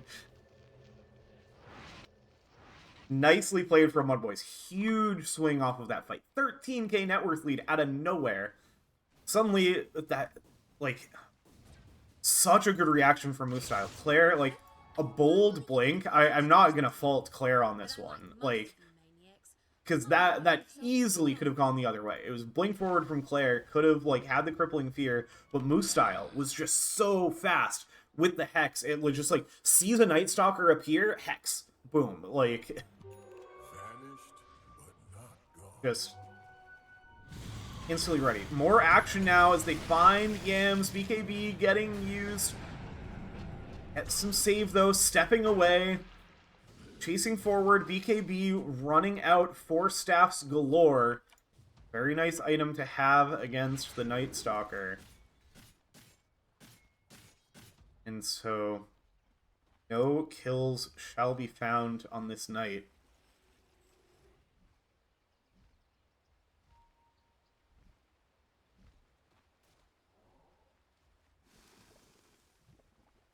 Now MUDBOYS looking for a smoke of their own, looking for... They're heading off towards the bottom side of the map. Maybe... I mean, I think just expecting somebody to be farming down here, but everybody's up top. Ooh, Pocket. Pocket in a troublesome position for how this smoke is moving. You're not all moving up together. Ward's getting placed. EG comes forward. Oh, is not under the cover of the smoke, and so it gives Pocket time to escape. Radiant's mid tower could use a hand. I'm surprised they didn't, like, expect that Pocket might be farming that ancient. I know that's very unfair of me to say as I have full map vision, but, like, you don't see anybody farming down here, like, I don't know, maybe try to check that ancient camp under the smoke. Old RD2L wants the fight. They bring the Ravage. They immediately blow up Yams. Hex onto the Alchemist means he's not going to get the Unstable Concoction off. It does stun up too, but he can't get the BKB off. Finally does. Can he turn with the Chemical Rage? No, it's not going to be enough. Gex is going to go down too. They kill off all 3 cores, and Moose Style for good measure as well. Magnus just going to scurry away, but the bat is hungry. The bat sees food. Wants to find the squirrel. Chasing down. They're both so fast. The hunt is on, but the bushwhack is there. Oh my god, Claire, you absolute monster. Chasing forward with the ult, not into the fountain, surely.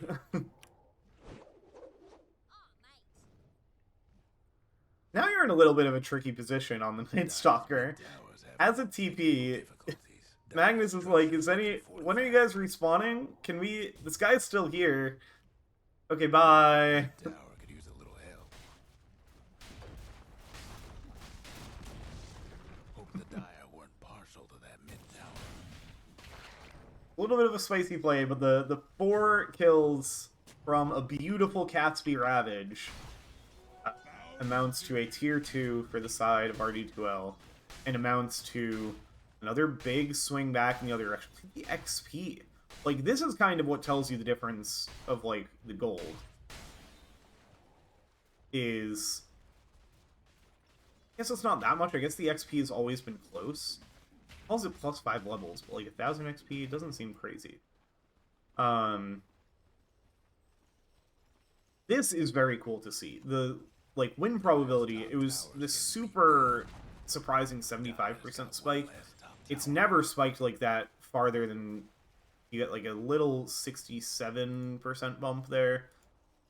Still. Very back and forth, very close game throughout. It's exactly what we want to see in the 3rd game of best of 3. Other than the fact that we want to go to bed.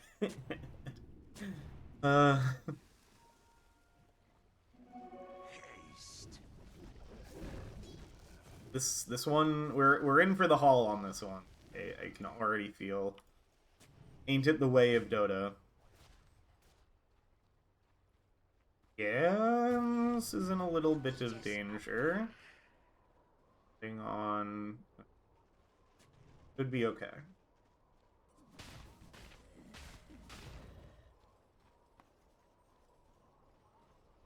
Scan on the Roach Pit has not spawned just yet.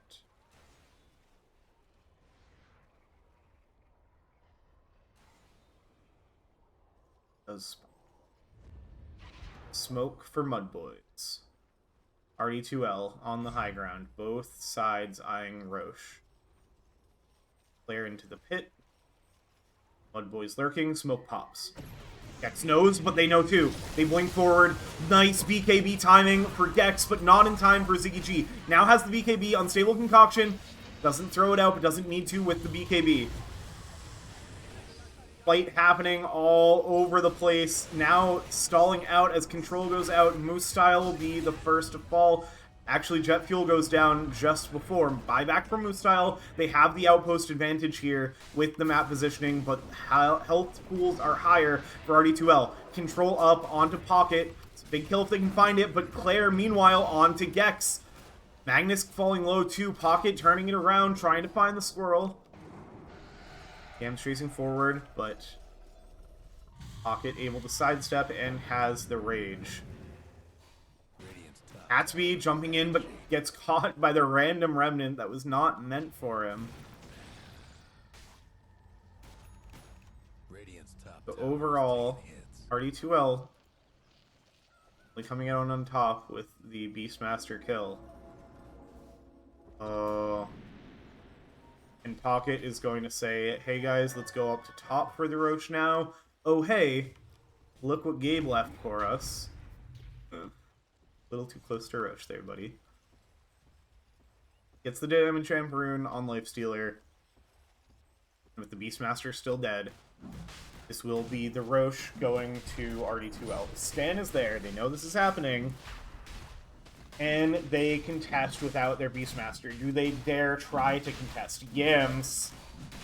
Yams lurking. Yams seen. Yams gripped. Is there a save? Moose Styles there. Cancels one, but has the Ags, or the Shard. That's the Scepter. That's... Since they get it off long enough, but still surviving for now. They finally finish the Roche. Aegis in the hands of Pocket. Now MUDBOYS potentially on the retreat. BKB's popped. Ziggy G a little on their own, up on the high ground. Unstable concoction, but into BKB's. Jet fuel goes down, and so does Minter Chen. RD2L supports have fallen. Now the big pile of snakes on top of Pocket, but able to escape. Infested into a bird? I didn't even know you could do that. Hexed up, controlled, getting low, brought down for the first life. Claire in trouble too. Bushwhacked to give Moose Style the space to back away. Stun up, Claire brought down. I cannot speak because it's 12:30 at night and this game is hype. Ravage onto all 5 as Gatsby rejoins the fight. Pocket still surviving through all of this. Gex gets brought down. How is RD2L doing this after losing 3 heroes? The 2v5 and MUDBOYS are the ones on the retreat. Radiant's mid tower's coming apart. It looks like the fight has ended. There was a buyback from Lion. Pocket walked right past this shield rune. Hexed up, but gets the shield rune. So now this guy's so hard to deal with. Now you gotta run. You gotta run so fast, Moose Style. Double force staff isn't enough. Chasing forward, Moose Style. Trying to shackle to survive, but Catsby's there. Silence can't anchor smash. Finally gets brought down. Oh, it's brutal.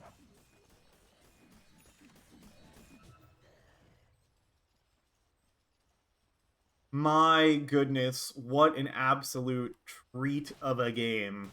RD2L pretty comfortable right now, but I doubt they feel that way. Again, like, I mean, it's dead even. It's literally dead even. It is literally 43 minutes into the game, 50-50 win probability. Come on.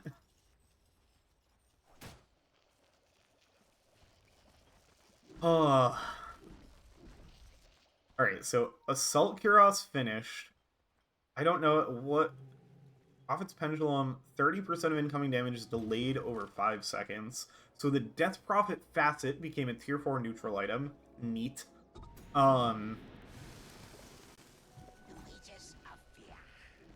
Pretty good with Chemical Rage, I think. But yeah, so now with the Assault Kuros finished, more Ags to come. Who does it go to next? Beastmaster has his own. We need the Drums of Slom early.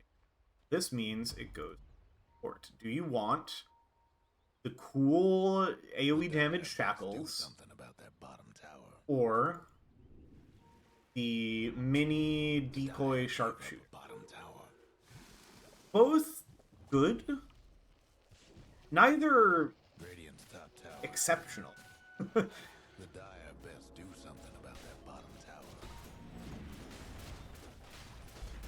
Radiant's top tower. MUDBOYS are going to concede the last of their tier 2 towers. The Radiant lost the top tower. They will trade it for the tier 1 top that was somehow still alive. Radiant's top tower. RD2L up onto the high ground. MUDBOYS, they'll fortify now. Guess what's happening? Now Yams TPing in. Top tower's taking hits. It's just going to deter RD2L. They don't jump in with any control, so they let RD2L back away. Everybody resets a little.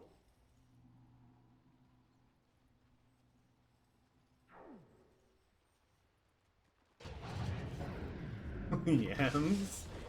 Clearing up some creeps. Bushwhack on Pocket. Lotus, but now into the Void Remnant. Big Snake thrown out. Tier 3 tower down. Gex. BKB. Roar. But they're able to save or just purge it off. Now Moose Style's in trouble. Fiend's Grip onto Yams. But it's going to wear off. Gatsby. Shredded down. Gex finishes it off, but Gex goes down next. Claire in the middle. Claire taking a bunch of damage.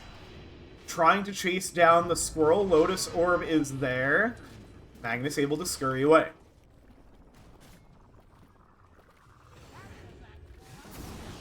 Unstable Concoction out onto the Lifestealer. Rage afterwards, able to back away. So, and this was a buyback from Gex, so that RD2L respecting the buyback here. Backing off of the high ground. A mostly successful defense. They do lose power. Pocket has now climbed top of the net worth. A second Aghanim Scepter has been gifted to Gex. So Gex gets an item slot freed up.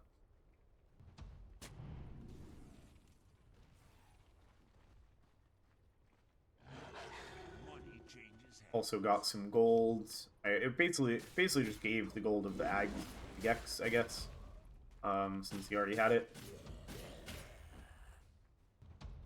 Basher built, looking at an Abyssal Blade.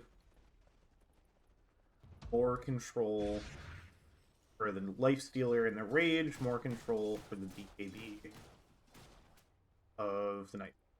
No BKB on Tide. Curious if we will see a BKB on Bane, but I think just the Ag's probably going to be considered enough of a defense.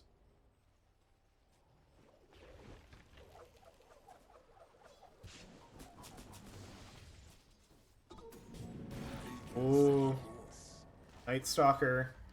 Hunting for some prey. Seeing a squirrel. Abyssal Blade a little too early into the Lotus Orb. But still going to be able to find the squirrel.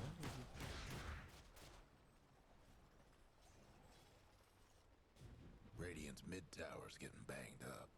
RD2L sights set on Tormentor next. Who still needs their shard, Claire, or goes to Claire. AoE Void. Radiant's mid tower could use a hand. Surprising amount of damage taken on this mid tower.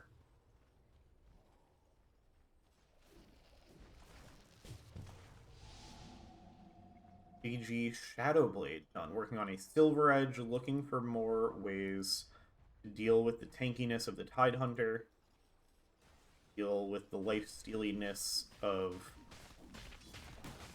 lifesteal.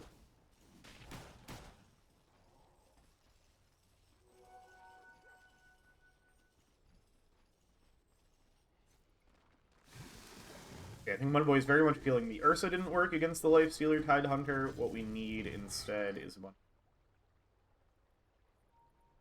of Sharpshooter in the draft, build Reg now. Fortune's changed. Monkey King Bar for Pocket, making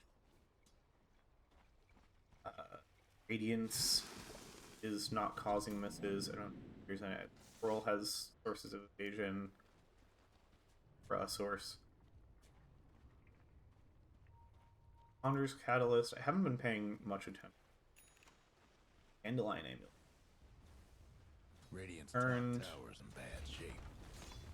300 magic damage block. Dire's Pretty bottom dang ranks good. ain't in a happy place.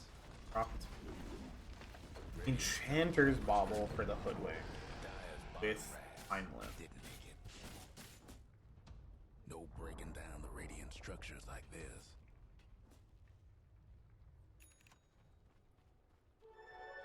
Radiant's top tower's taking hits. I usually like my trees to myself, but I'll make an exception. The Road Pit once again has respawned. The Roar will inform them. And RD2L will back away, anticipating a response. We'll show on the mid lane. The boys will be aware that they're probably not still in the road. Also a damage amp player. The boys moving forward with the smoke. Roche walking his way up the river. Top hit. Vet Fuel out in front. Hexed up. Controlled up with a Fiend's Grip from a mile away. Lotus Orb there, but the Ravage is huge. No BKBs were used at. MUDBOYS getting shredded. ZG, though, has the BKB out, but still getting brought pretty low. Roche has arrived. Roche is not happy to be home. Who are all of you people in my beautiful house? in the dire side of the river. The chaos ensues, RD2L capitalize, and all 3 cores of MUDBOYS brought low. And really a full team wipe, because both supports buying back.